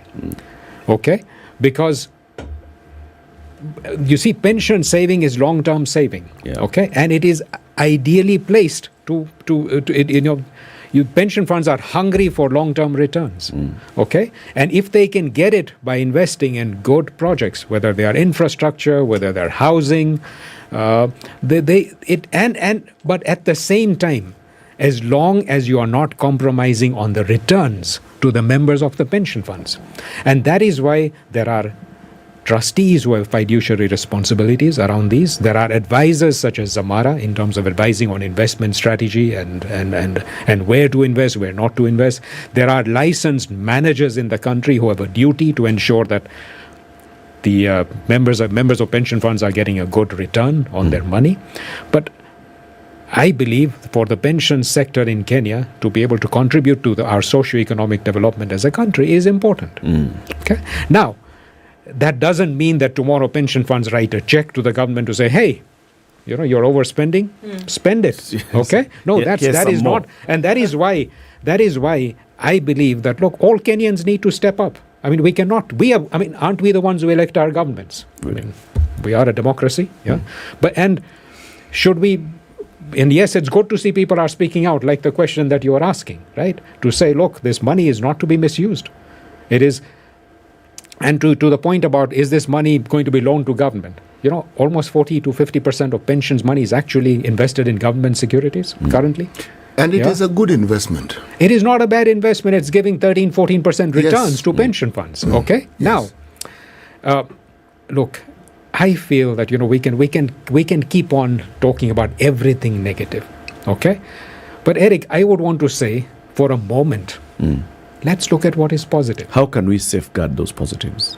How can we safeguard those positives? Because of the checks and balances that are firstly inbuilt. The fact that if you were talking about a public-private partnership, this is it. Because firstly, as I said, you can opt out. So a substantial portion of your savings can be managed by the people that you appoint as managers and custodians and administrators. Okay? Even the money that is going to go to the NSSF, every check that you can think of is there. Okay? Now, unless we just believe that our systems are so rotten as Kenyans, then we don't have a chance as a country. But something like this is going to help to build our country. It is going to help to build our institutions. It is going to ensure that even if there is some compromise on the return, you are going to have a pot of money that you didn't even have before because you've been compelled to save. Surely. It's not a perfect system, and to the skeptics who are listening, I would say maybe it will never be a perfect system the way you think. But I'm an eternal optimist. I believe in our country, and I believe that we can do it. And that I'm saying, I appreciate there will be concerns, there are reservations, Eric. I'm giving a different perspective so that people don't look at this through a narrow prism and widen their thinking to say, look, let's not box ourselves like this, because otherwise, what are we going to tell our children? Just go away. What's the alternative? Yeah. I mean, what's if we the box alternative? This is ourselves- our country. That's Come true. on. Like, guys. Yeah. Sandeep, thank you. Thank you very much for coming in. Thank you for explaining. You've done a very good job. You've done a very, very good job. It's been a great pleasure being here. Thank you. Sandeep Raichura is the CEO of the Zamara Group and also the chairman of the Kenya Pension Fund Investments Consortium. He's been telling us about the NSSF and about thinking of saving for our retirement, because that's the bottom line. Keep it here for more conversations. Good morning, 9 a.m.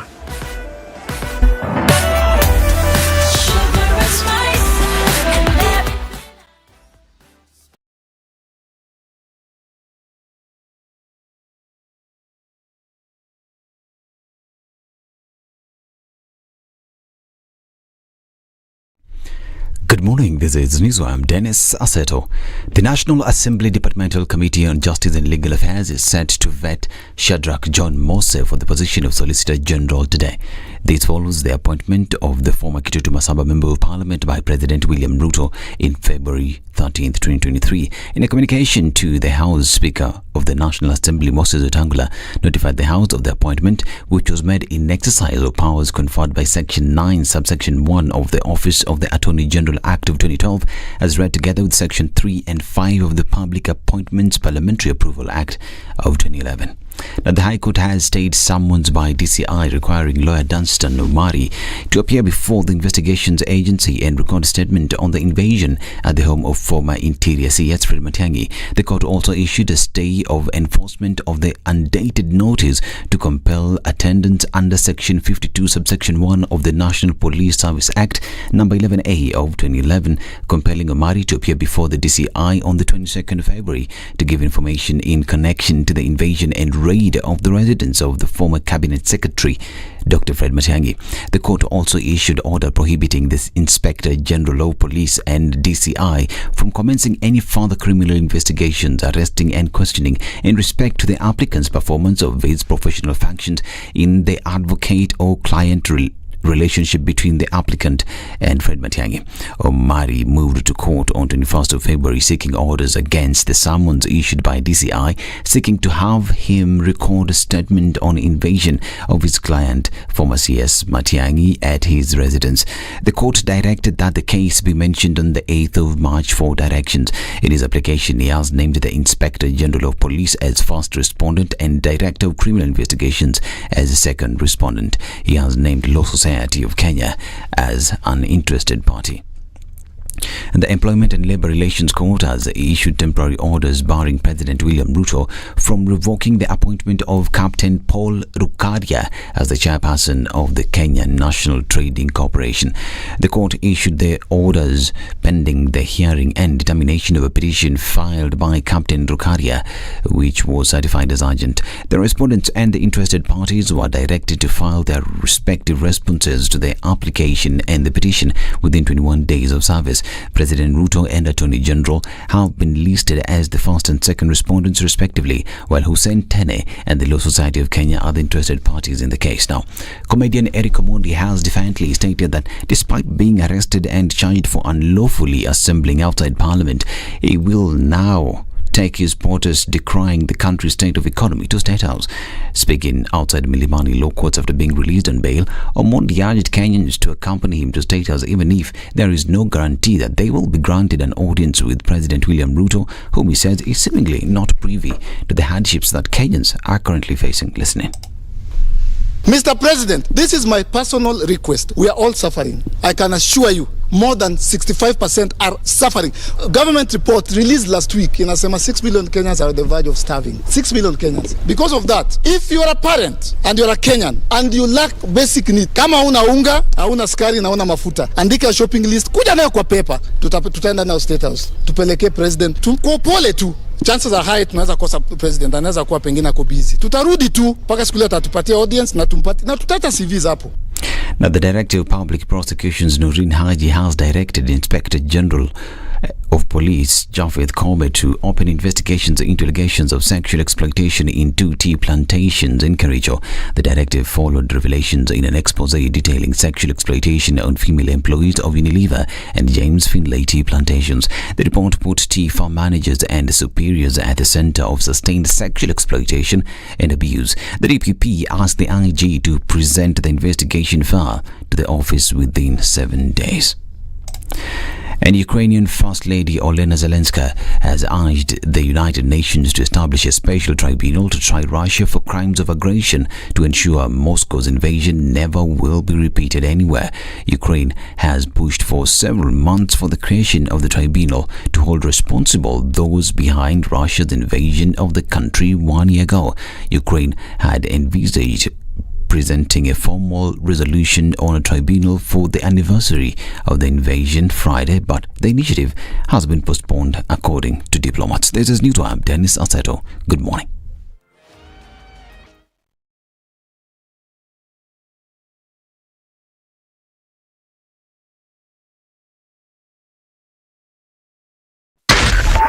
.4 Spice FM, Nairobi. All right, the problem this morning has been on the southern bypass, and it still is. Not at the beginning, but now moving closer and closer to where we'll join Langata Road. And so in and outbound traffic continues to be a bit of an issue there. It's looking a little bit better than it was before. The fire marshals are there and trying to put that fire out completely. And so they continue to deal with that. Most parts of the city is dulling down in terms of traffic. The Thika Superhighway still continues to be pretty busy as you approach Muthaiga Square out towards Pangani at the underpass. James Gishuru looking a little bit better now, and as well as Waiyaki Way. Still going to see a bit of a problem around Limuru Road coming in from Gigiri and those sections. Let's look in a short while what it looks like. SpiceFM KE on Twitter. Let's talk to us there and keep things moving this morning.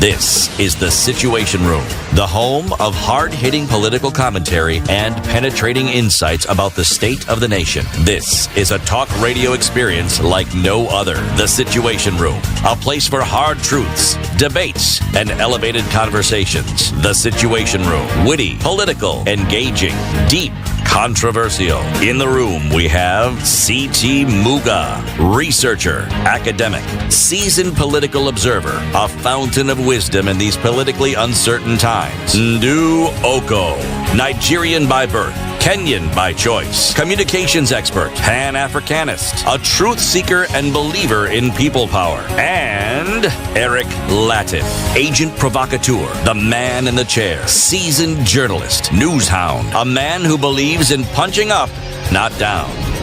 This is The Situation Room. It is 7 minutes after 9. Good morning and welcome to the final hour of The Situation Room today. Happy Thursday, 23rd day of February 2023. 28 minus 23? 5. How many 5 days left to do what? To get your Showmax subscription paid up, because when you do that, you get another month absolutely free. 1 for 2, match for match. Thanks to Showmax, and saying this month is the month of giving. Showmax in a give. Come on, guys, do the thing. Just go to showmax.com, see all the packages that they have, select the one that you want. You know, it could be the one that's just the basic one. It could be the one that's a bit upgraded. The ones that have a live TV, so you've got live news, live sports. Choose whichever you want. There's the one that is also mobile, so you can view from more than one device at the same time. Choose the one that you want, the one that you can afford. Subscribe 1 month, next month free. Jane Jerry Minor is the Member of Parliament for Kirinyaga County. And she was elected by the people of Kirinyaga to go represent them in Parliament as a woman rep. And she's also taken up the role of addressing all the margin. That's the whole purpose of actually that woman rep position, is to look at the marginalized groups in the constituency, represent the needs and interests of all of them. She's here today to talk about the youth in the country, and CT is going to welcome her with the day's proverb. I will. Our proverbs for the whole of this week have been from the country of Tanzania. Whoever despises a thorn in his foot will see it swollen and bloated. Whoever despises a thorn in his foot will see it swollen and bloated. Not the thorn. No, the it here is your foot. It's the foot. Okay. Mheshimiwa Jane, karibu sana. Thank you for having me. Welcome to the hot seat of Kenya's biggest conversation. It is. It's starting to feel hot. Come on. That's all in your mind. You said it's hot. It's hot, so. It's all in the mind. This proverb is from Tanzania. Yes. Have you heard anything similar from other communities? Do you relate? Whoever I do relate to it, Mm-hmm. because I think we have something similar in Kikuyu. Only that now I'm on a national television. Oh, no. Fear not. Kikuyu is a national I'm trying language. to figure it out, the way we say it in Kikuyu. Say it in But Kikuyu. Say it in Kikuyu. I really can't get the words right, Okay. so it's what I'm trying. But what to does it say in Kikuyu? It says that if you have maybe an arm that needs to be, dealt with, and it's sick, then you have to sort it out, and if you don't, then your whole body will be infected. Yes. Like if you don't treat a wound on your arm, Yes. the entire body Yes, will get will infected. be infected. Is it similar, City? It Saying is. the same thing. It's exactly that. Same thing, huh? Yes, because it will spread. Thorn doesn't, you don't get a thorn in the whole foot. It's just a part of the foot. It's just a part of it. But then you ignore it, And then the the whole entire foot. Boom. Yes. It gets swollen. All right. First time Member of Parliament, how's it been so far? How many months is it now? It's a Everybody's- couple of months in, around since August. And I can say it isn't hard if you're someone who knows how to fight your way around. I think it would have been easier.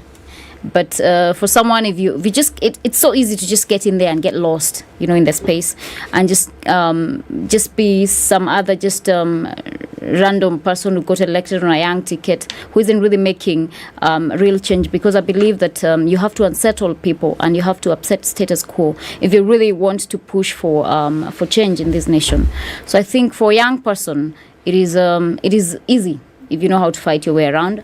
I am an advocate of the High Court of Kenya, so I was elected also. Prior to that, I knew how to fight. I am a fighter, I've always been a fighter, so for me, it hasn't really been that hard. I've been able to address issues on the floor of the House quite several times. And, we're like, I think 360 of us. Right?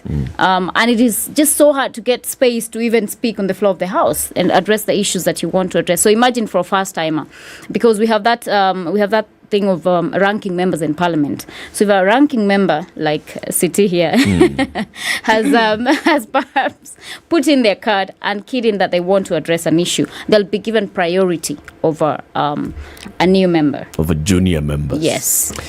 What were you doing before you got into parliamentary politics? I've just said I'm an advocate of the High Court. So I was running a small law firm.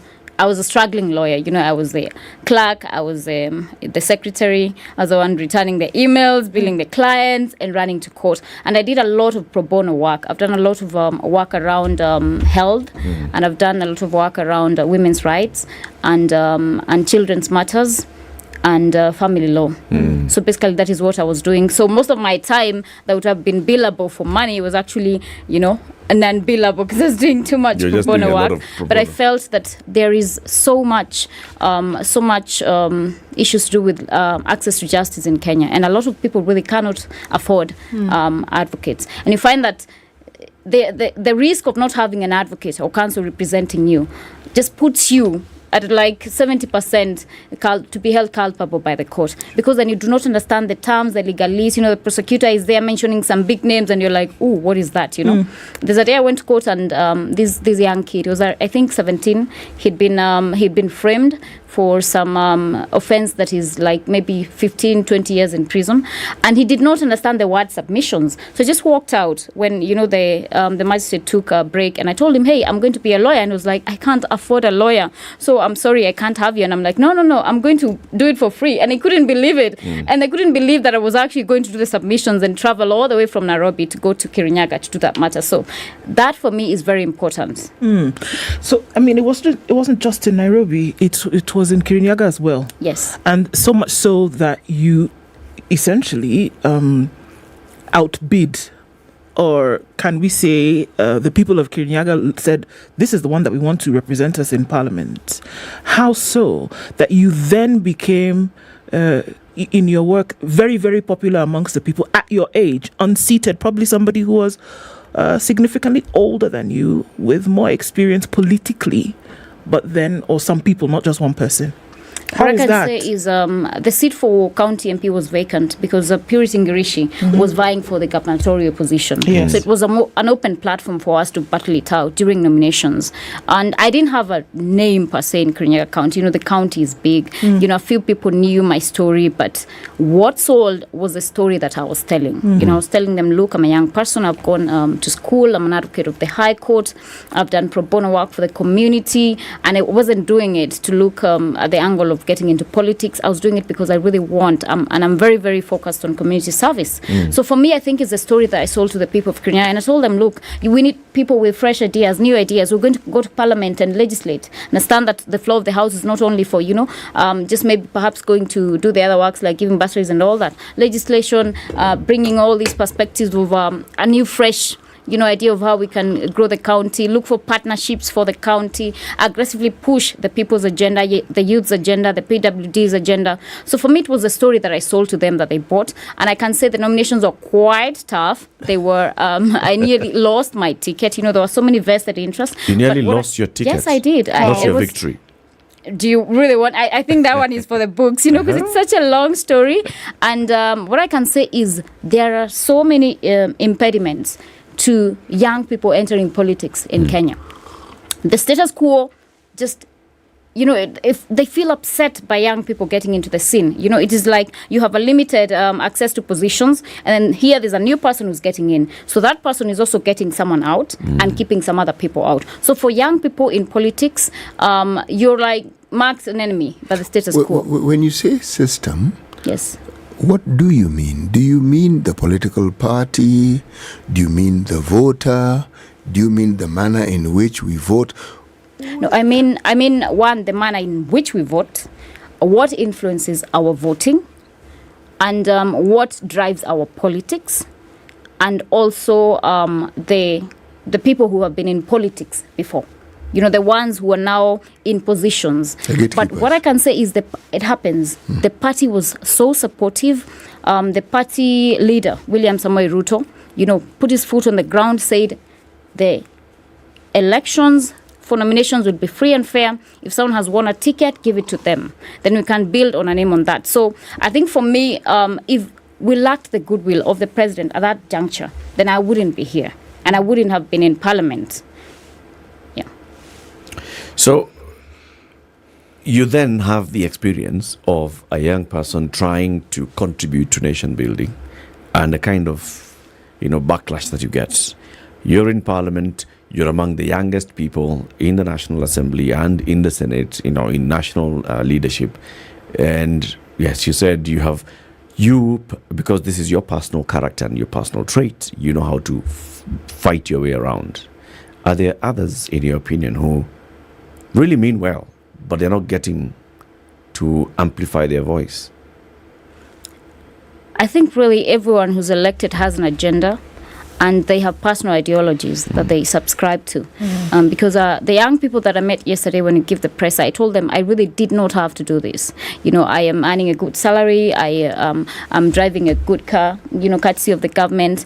And, some people do not want to be disturbed from, their safe space. But for me, it bothers me when things are not being addressed, when I feel that I should be speaking for people, and I am not. And the first day when I went for orientation, I set my agenda. I remember telling, I think even I was on KTN and the Standard, and I said, I really want to push the young people's agenda. I will not only represent women and PWDs in Korean community on a national scale, I will push the young people's agenda. So I think for me, it is from a perspective of, personal viewpoint, I really do not want to speak for my colleagues and say maybe perhaps some of them have just gotten carried away. But I think it's informed by personal agenda. And for me, I was not going to keep quiet if things are not going right. Yes. One of the things that you're raising now is youth and youth representation in government appointments.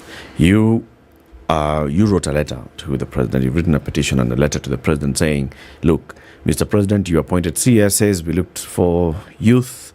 We did not see. You appointed PSAs. Again, we looked for youth. We saw a few. Now is an opportunity for chief administrative secretaries.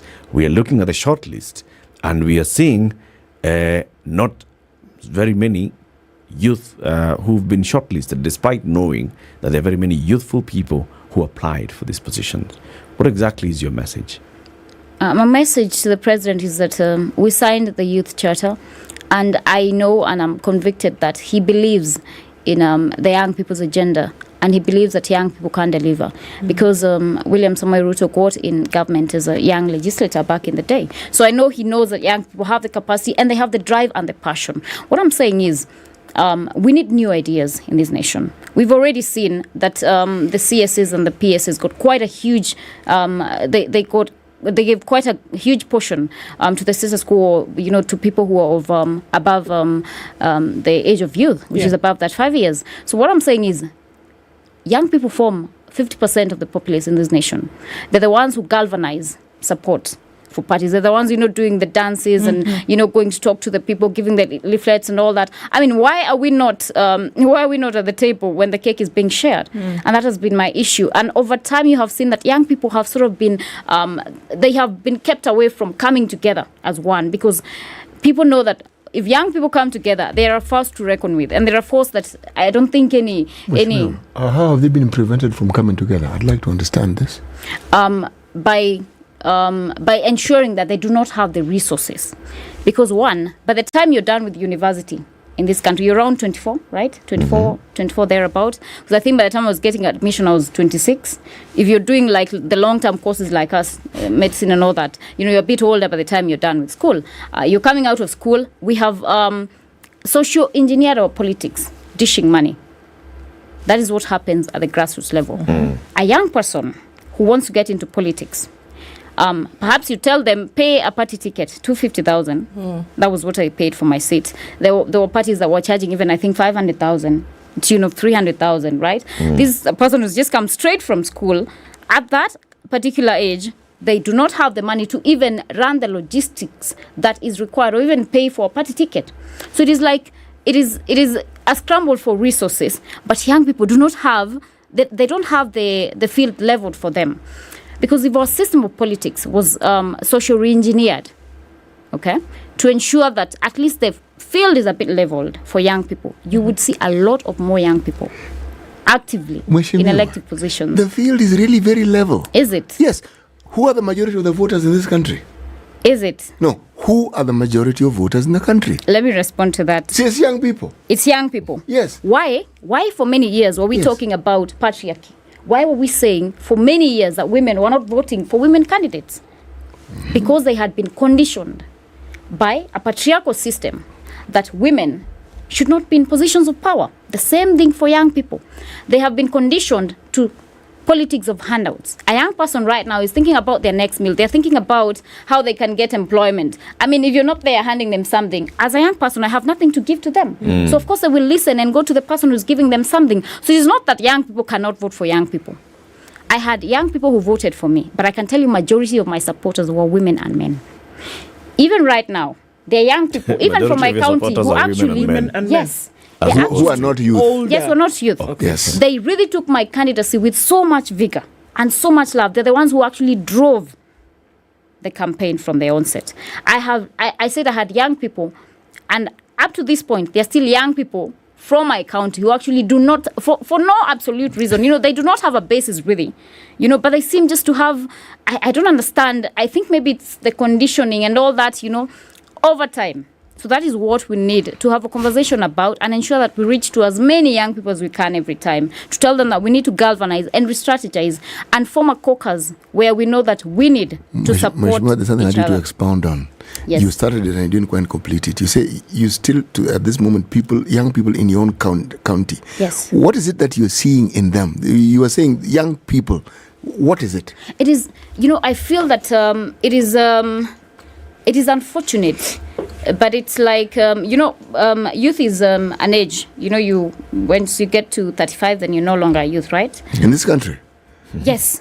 No. It is in the constitution. Unless you want to tell us you're a youth, are you? Oh, no, I'm an ancient creature. It is. I think, I don't know, you're aware it's in the constitution, 35? It's a 35. There's a cap. But in this country, Okay. as long as you look young, Kalonzo is a You're youthful youthful, and, people say youthful, young at heart, and all that, But I'm saying legally. Right? So it is a phase, right? Even I will not be a young person forever. So I think for a lot of young people, it is about competition for resources, and thinking that maybe perhaps a young person is using them to prop themselves up. So it is all this social engineering that we need to do and ensure that we are able to speak as a voice and galvanize and associate even perhaps with politicians, even if they are of the older generation, who will drive the young person's agenda.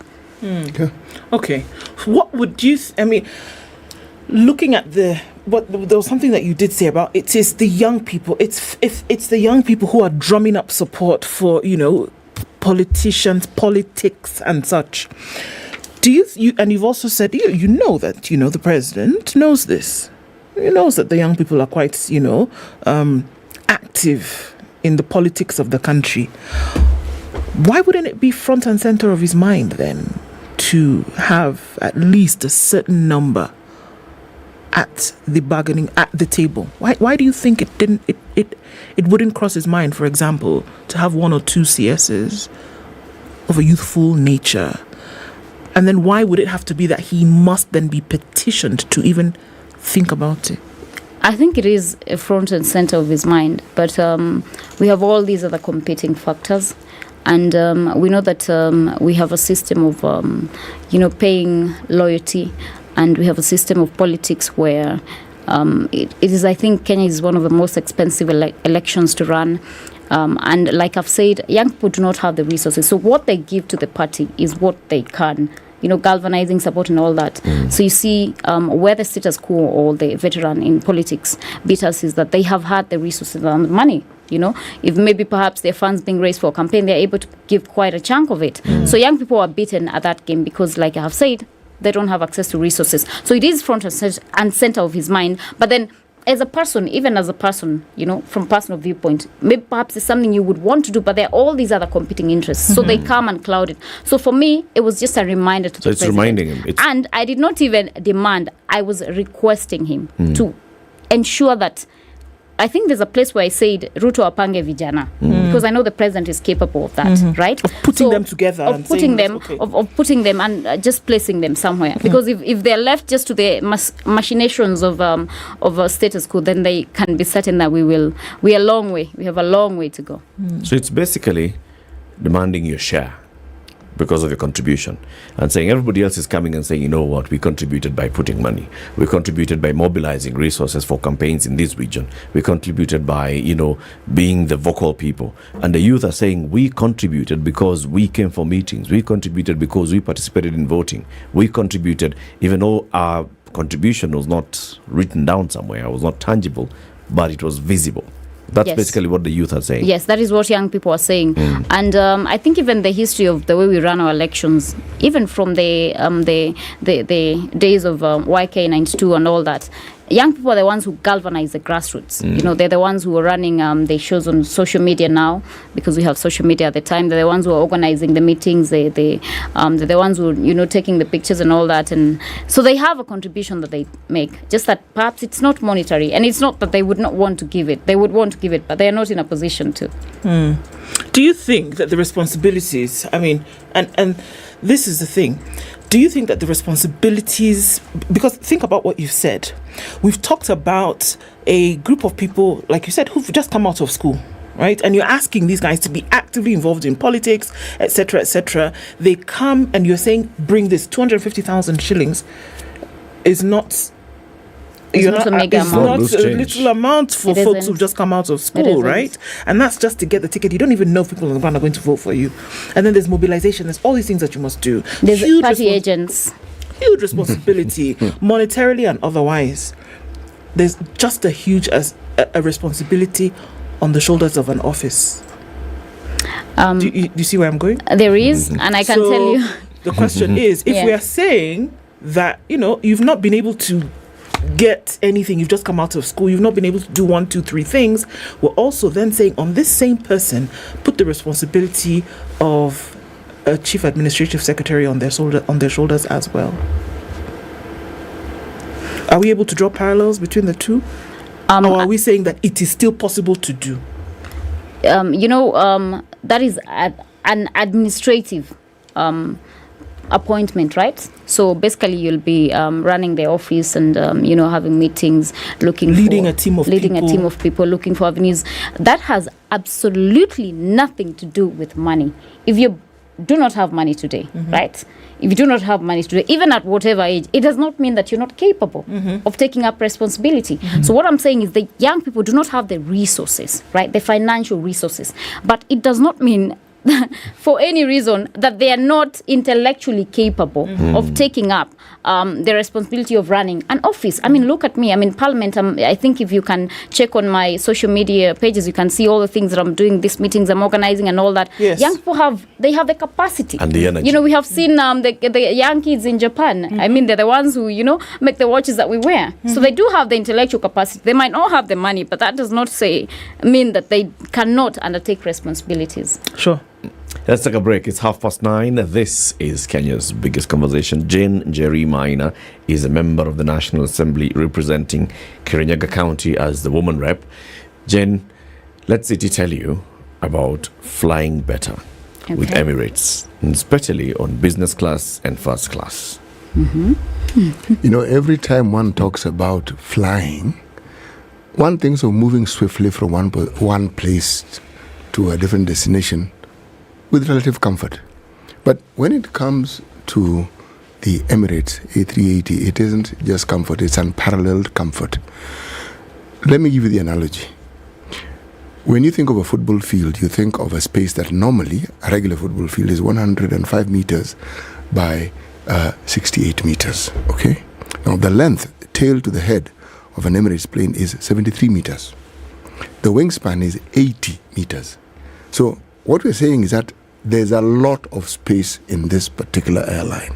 And that's the reason why they can afford not just the comfort of a seat, but the comfort of a seat that can be reclined to the point where it is a bed. Now, when you fly business or first class, it goes even further. Because Emirates have hotels that they partner with, and they even have their own hotels where, as you land and you go to those hotels, from the moment you leave the plane, you'll be waited for. Someone will take you to the hotel. They know your name. They know you by name. At the hotel, the individual at the door knows your name, the receptionist, the concierge, meaning it is personalized to a T. Now that is the comfort of flying with Emirates. And when you go business or first class, then you take that comfort not a notch higher, you take it to an nth. Hey. Goodness. Hey. Fly better with Emirates. This is the Situation Room, the only way to start your day. This is 00 Direct, woman host, music by women and only women guests.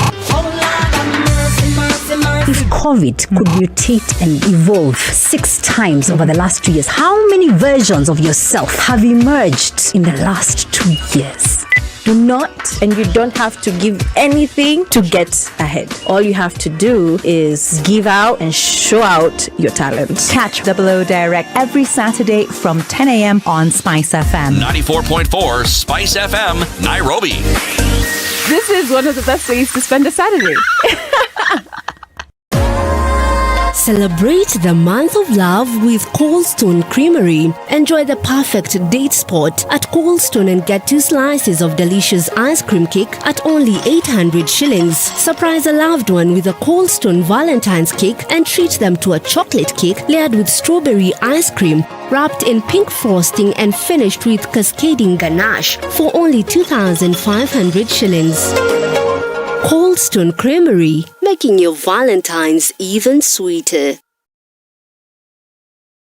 Fly Emirates first and business class and look forward to a journey that's as incredible as your destination. Start your holiday with delicious fine dining, impeccable service, and comfort that's out of this world. Sip drinks in our A380 onboard lounge on flights from Dubai and beyond. Watch a movie and drift into a restful sleep in flatbed seats. Treat yourself to Emirates first and business class. Fly Emirates. Fly better. Get 2 months of Showmax for the price of 1 in a give. Real housewives, rich auntie vibes, and that bling. Sama kuamoka. Toast to luxury. In a give single Cassie, girl power. Cheers! And gravity-defying Top Gun victory flyby. Haven't any fun yet? Woo! In a give kupindukia. So subscribe now to get 2 months.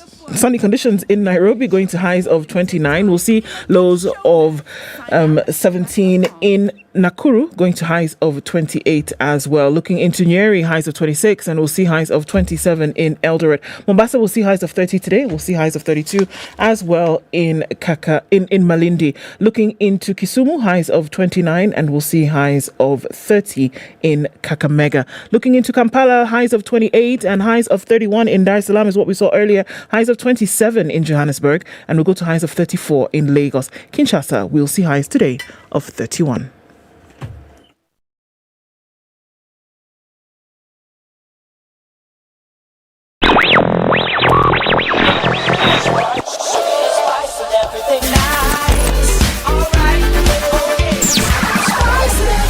Spice up your life. A little bit better on the Southern Bypass this morning as you're getting into the city. Also coming off the thicker superhighway. Traffic now just around the KCA coming out towards the city centre. Everywhere else just looks like your normal traffic on a Thursday morning. Just that whole Gigiri area. Folks are a little bit slow coming out of here today. Not quite sure why that is. But yeah, still some issues on the Southern Bypass. We'll watch out for that. It's affecting what's going on Likoni Road, Enterprise, and then out towards Lunga Lunga. So just keep an eye out for that. Use alternate routes for now if you can. Stave off the traffic. SpiceFM KE on Twitter through the morning. Talk to us there to keep things moving.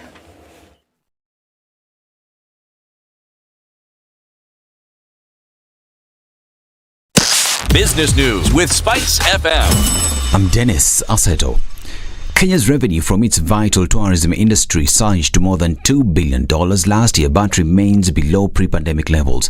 International tourist arrivals jumped by more than 70% to 1.48 million as travel rebounded following the COVID-19 outbreak, while revenue shot up 83% to 268 billion Kenya shillings, that is $2.12 billion. Tourism CS Penina Malonza said the United States was the biggest market with 16% of arrivals, followed by Uganda, the United Kingdom and Tanzania. Agro-input company Elgon Kenya has partnered with the Ministry of Agriculture to reward young farmers. The two entities will honor pupils and teachers engaged in food production to motivate young learners to embrace farming. In the rebranded school agriculture clubs, formerly known as 4K clubs, learners and tutors can apply for awards through an app. Insurance companies paid claims worth 40.6 billion shillings in the 3 months to December last year. These represented a 3% increase from 39.16 billion shillings in the third quarter of 2022. According to the quarter 4 of 2022 claims report, general liability claims went up by 16.8% to 14,085 claims worth 4.21 billion shillings compared to 12,055 claims worth 4.08 billion shillings in the review period.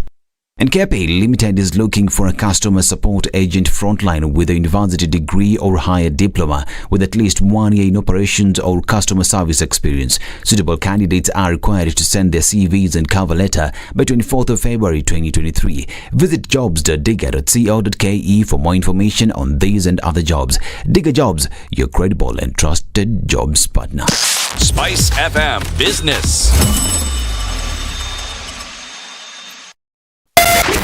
SpiceFM, Malindi.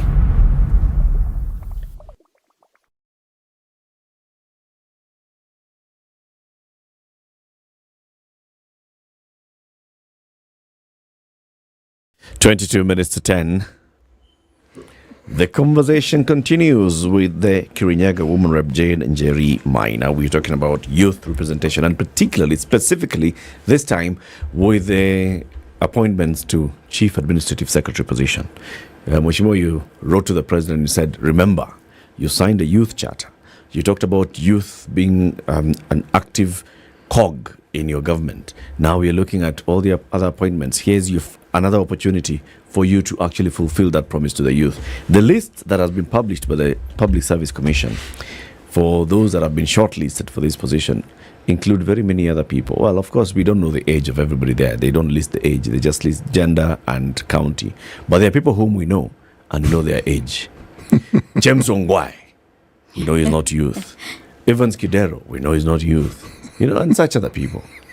And maybe that's where the focus is. But as you are writing to the president, do you actually know how many people in this shortlist would qualify for what you're pushing for that you're advocating for, the youth? I think we should actually be listing the age in future, because then the public is able to see, and they're able to just analyze and figure out where we're headed as a government. And for me, I did not want to even name names, because I believed if I named any names, it would have been biased, and I would have been taken like I am supporting or rooting for a particular young person to be given a position for vested interest. So what I did is I am requesting the president, any young person who's on that list should be given a chance. And we are requesting for 50% of the CAS positions. I know quite a number of them applied. Some of them were not, majority actually were not even shortlisted. Why? Why do you think they were not shortlisted? I believe PSC just wanted to give credence to the people who've been there in politics, the veterans in politics. And it's unfortunate. Why would a former What's the average age group of the people who are in the PSC? Yeah. Of course, they're not young people. Yeah. That one I can assure you. So what I want to say is... So essentially we have a PSC that is already biased towards ancient creatures like themselves. To themselves. to themselves. But even as an ancient creature, like you say, I mean, I am in reference to you, because I do not want to be to be quoted. Refer to me. In reference to you. Very long in the tooth. Yes. You do perhaps even have, even if it's not children, nieces and nephews, right? So even when you're thinking in the perspective of catering for people who are your age, you must also think in the perspective of catering for the people that, who are maybe your nieces or your nephews' ages. And we have told young people for so long that you're the leaders of tomorrow. I mean, tomorrow never comes. No, tomorrow is actually here. Tomorrow is here. It is now. This is the time and moment. And William Samoei Ruto ran on a card of hope. He ran on a card where we said we have beaten the system. So young people have a lot of faith in him, and they believe that he is able to set their agenda right. And there needs to be a lot of political goodwill for any appointive positions for young people. Because like I have said, they already do not, wakiambiwa wekelea hapa, hawana kitu ya kuwekelea. So they need someone who actually can see and believe in young people. I can tell you for a fact that 90% of my office employees intentionally are young people. Young people that I have to every time, sometimes even just, sit down, have a talk, tell them this is how you do things, this is how you do this. And you can see they're very driven, they're very passionate. I've met, I think 5 or 10 state departments so far. We've met like 20 organizations, just, seeing where we can partner with them. And they're the people who are driving that agenda. They're the ones who are going on Google. I mean, if you tell someone from maybe, from Kirinyaga who's like 70 or 60 something to go on Google, I mean, they're not able to. Tell them, get me a speech on this. Young people will get you a speech within 10 minutes. You have a speech there, You have a presentation. Maybe there's a time I was meeting the PS tourism. I told my PA, I need a presentation. I need to know what angles we can argue in reference to Kirinyaga, because I'm not only going there as a national leader, I also need to get something for my people. Within 10 minutes we had something up, and I went and we presented, and they were. So I think we need to also have the goodwill to allow young people to lead. CA's position is assistant minister. I mean, why would anyone who's been in politics for over 20 years want to take such a position? Because they have all access to power. They have all the access to power. They know the benefits of those positions. They know it far, far better than these younger people. But do you even believe that they'd be available to do the work and to have the drive and the passion? Do you believe that those who are of this older cadre that we are speaking of, who are in many cases experienced politicians, people who've worked in government before and have had their own, run at the rodeo, they've had the chance to be there. Do you feel that their intent to be, or their desire to be in these positions, comes from an intent to really fuel development, to really fuel work, to actually get work done?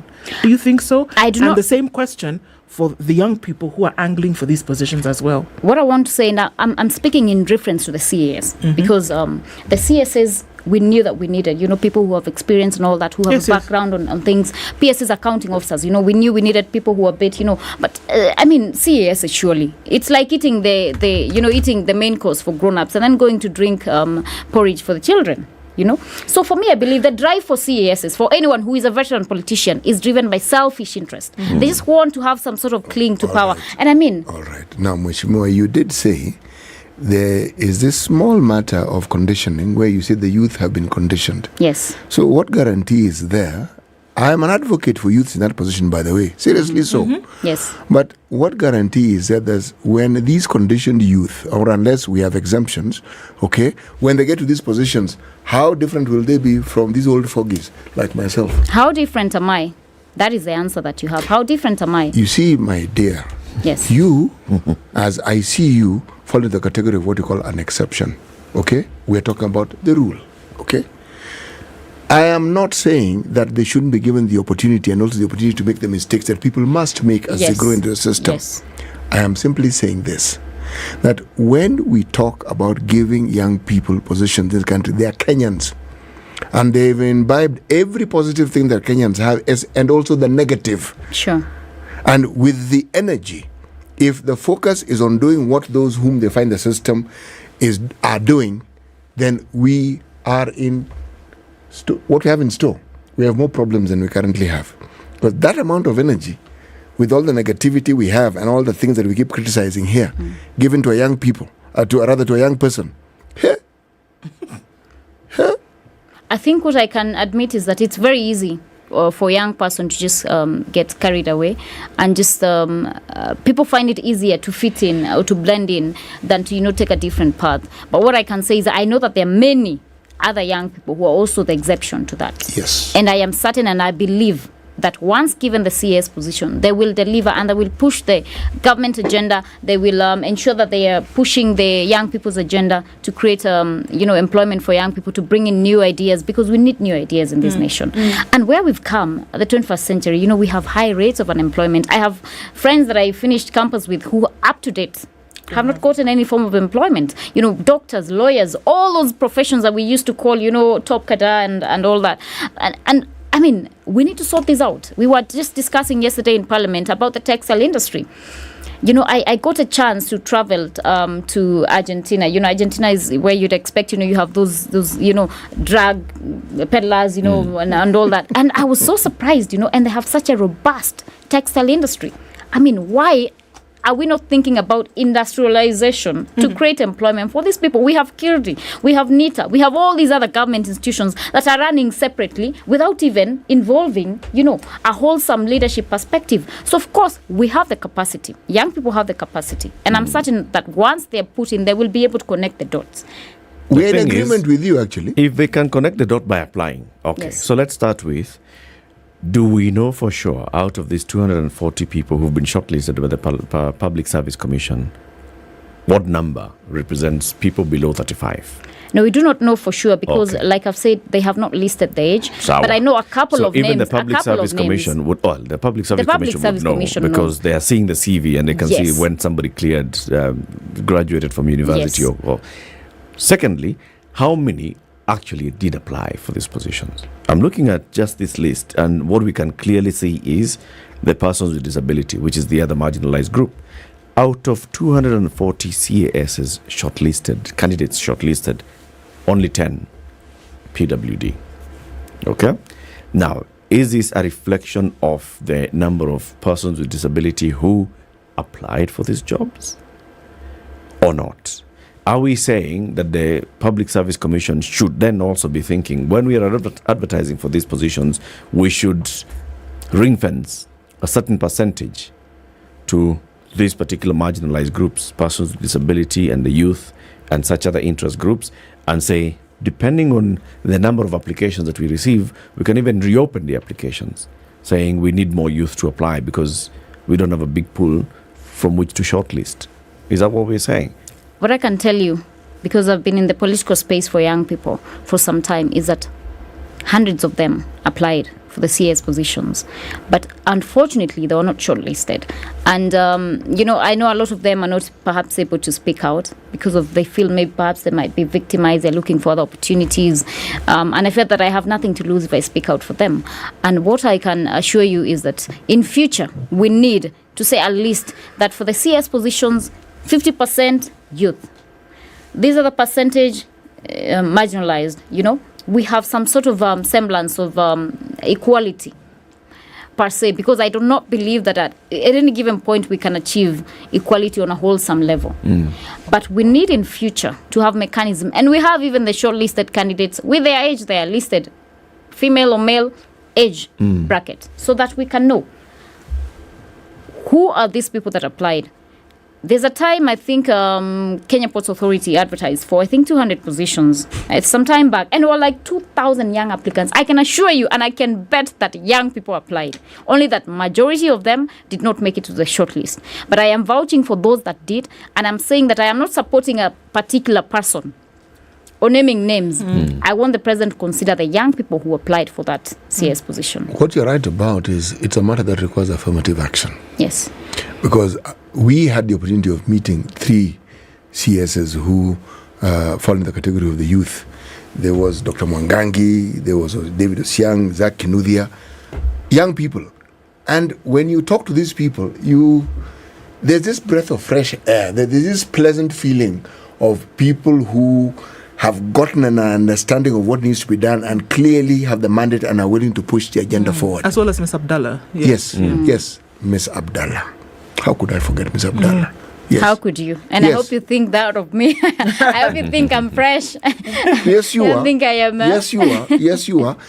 Look, the conversation in my mind, in our minds, about the youth being included, that is a done thing. We see it in no other way. Yeah. The 50% you ask for is correct.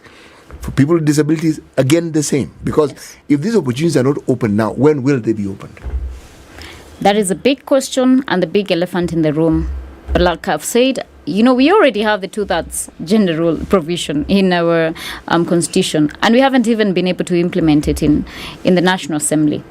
Because like I've said, we've had issues of patriarchy. You just don't tell people elect women. You cannot restrict it. But then we need affirmative action for even the CS position, so that in future we do not need to be discussing why young people should be represented, right?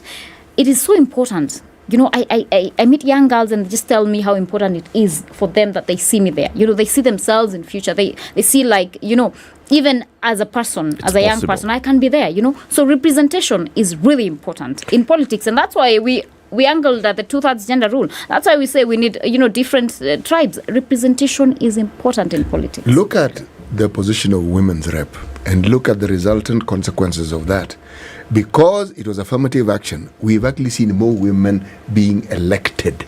Because women were given the opportunity, because of that particular affirmative action, to actually have that position, specifically for women. So people could see what women could do when they took those positions. It made it easier for other women who now went into other positions that were competing with the men to be considered favorably. And you will see the numbers increasing.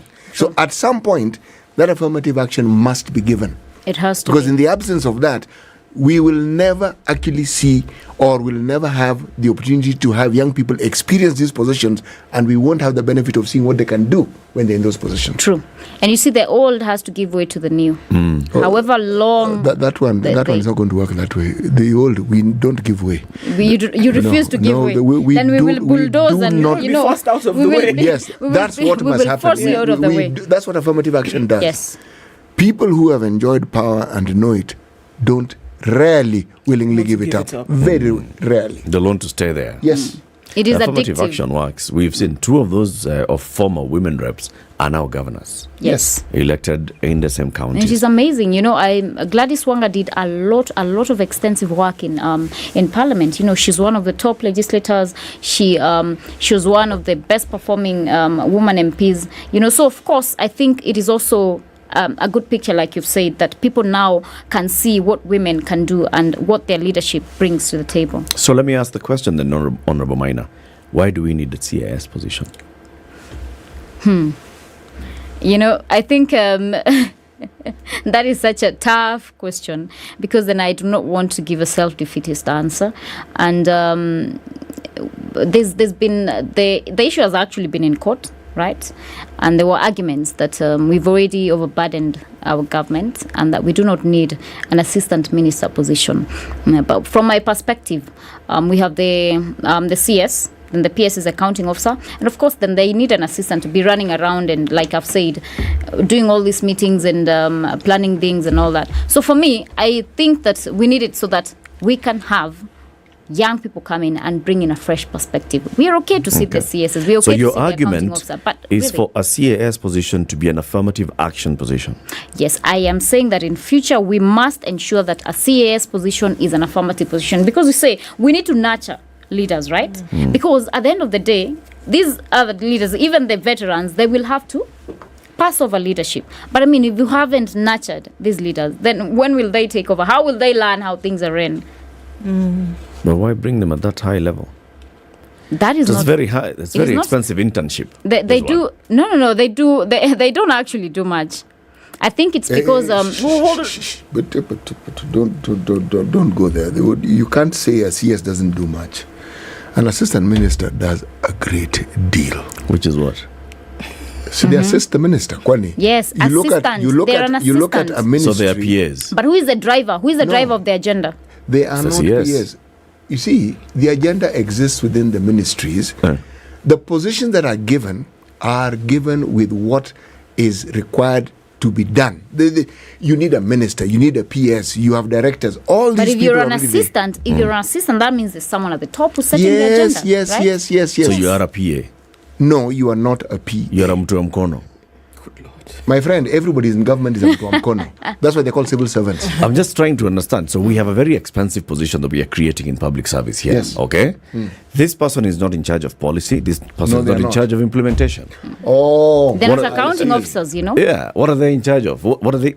Why are we having this very expensive position here? Okay, So then. even if it's for affirmative action, must we have a very expensive affirmative action position? Can you give it perspective? Isn't the county What do we MPs? need a deputy president for? Yes. What do we need the county MPs for, right? You see, the deputy president, if not for nothing else, in case this guy chips, there's somebody. Okay. Do not even. And in case the let's minister not. chips. Let's not have in that case the minister conversation. chips, the president appoints somebody else. There's somebody to appoint. And you've answered the question. So we don't have to have somebody running around in case the minister chips. We don't have to have someone running around in We case do the need- president chips. We do need. What I believe is we do need institutional memory, and the CAS position is basically for that, right? Yes. Institutional memory? Yes. Then you don't get it with the CIS position. Can I Why? ask? Look at the CISs that were there. They have gone with their memory. Okay, so now this is the I mean, question the that I government wanted to has ask. changed. They were there for 10 years. Let's use a little bit of history to inform now, present, and then future decisions. We look at the first cohort of CASs, which happened in the last administration. Yes. And so this is the question: can we see that Can we see the progression or the impact of that position? What work did they actually do? And can we say that without them, said work would not have been done? I don't believe so. I mean, Okay. let's be factual, because I'm a realist. I don't believe that without the CSS, work can be done. It can be done. Of course, it can be done. But just like I've said, we have the county MPCs, right? And it's really important for also setting the agenda, which is why we're saying we need to push it to be an affirmative action appointment. In order to bring youth into the political and administrative We must agenda? cater for them, because like he has said, the old people will not give the way. Okay, No, so we're we saying will the not. same manner in which the woman rep was brought in is the same way in which the CAS position should be brought in and kept in order to ensure that youth are part of the political and administrative agenda. Yes, we must have that conversation.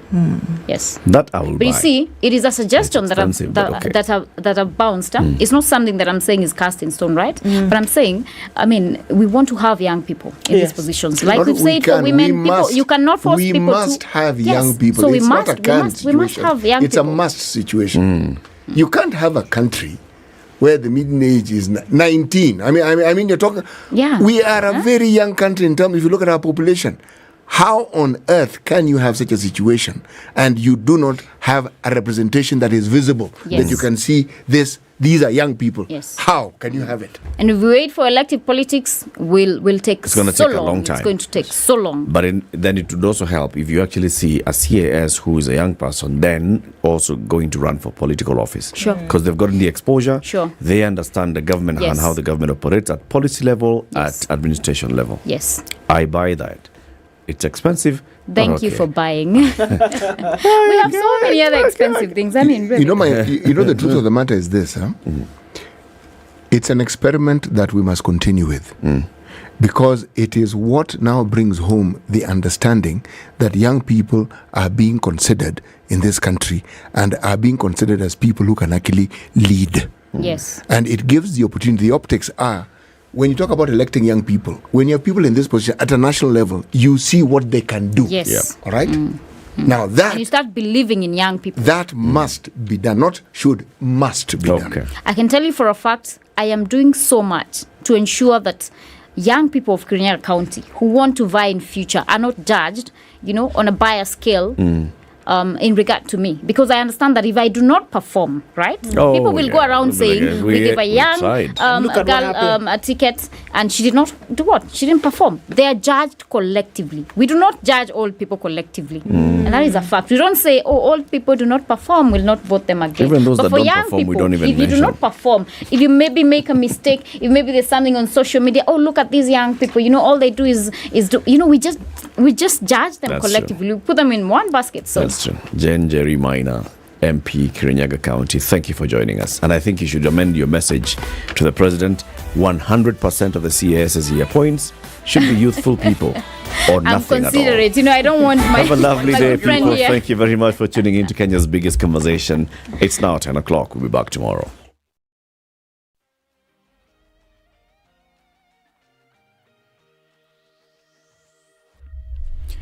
Good morning, this is News. I'm Dennis Aseto.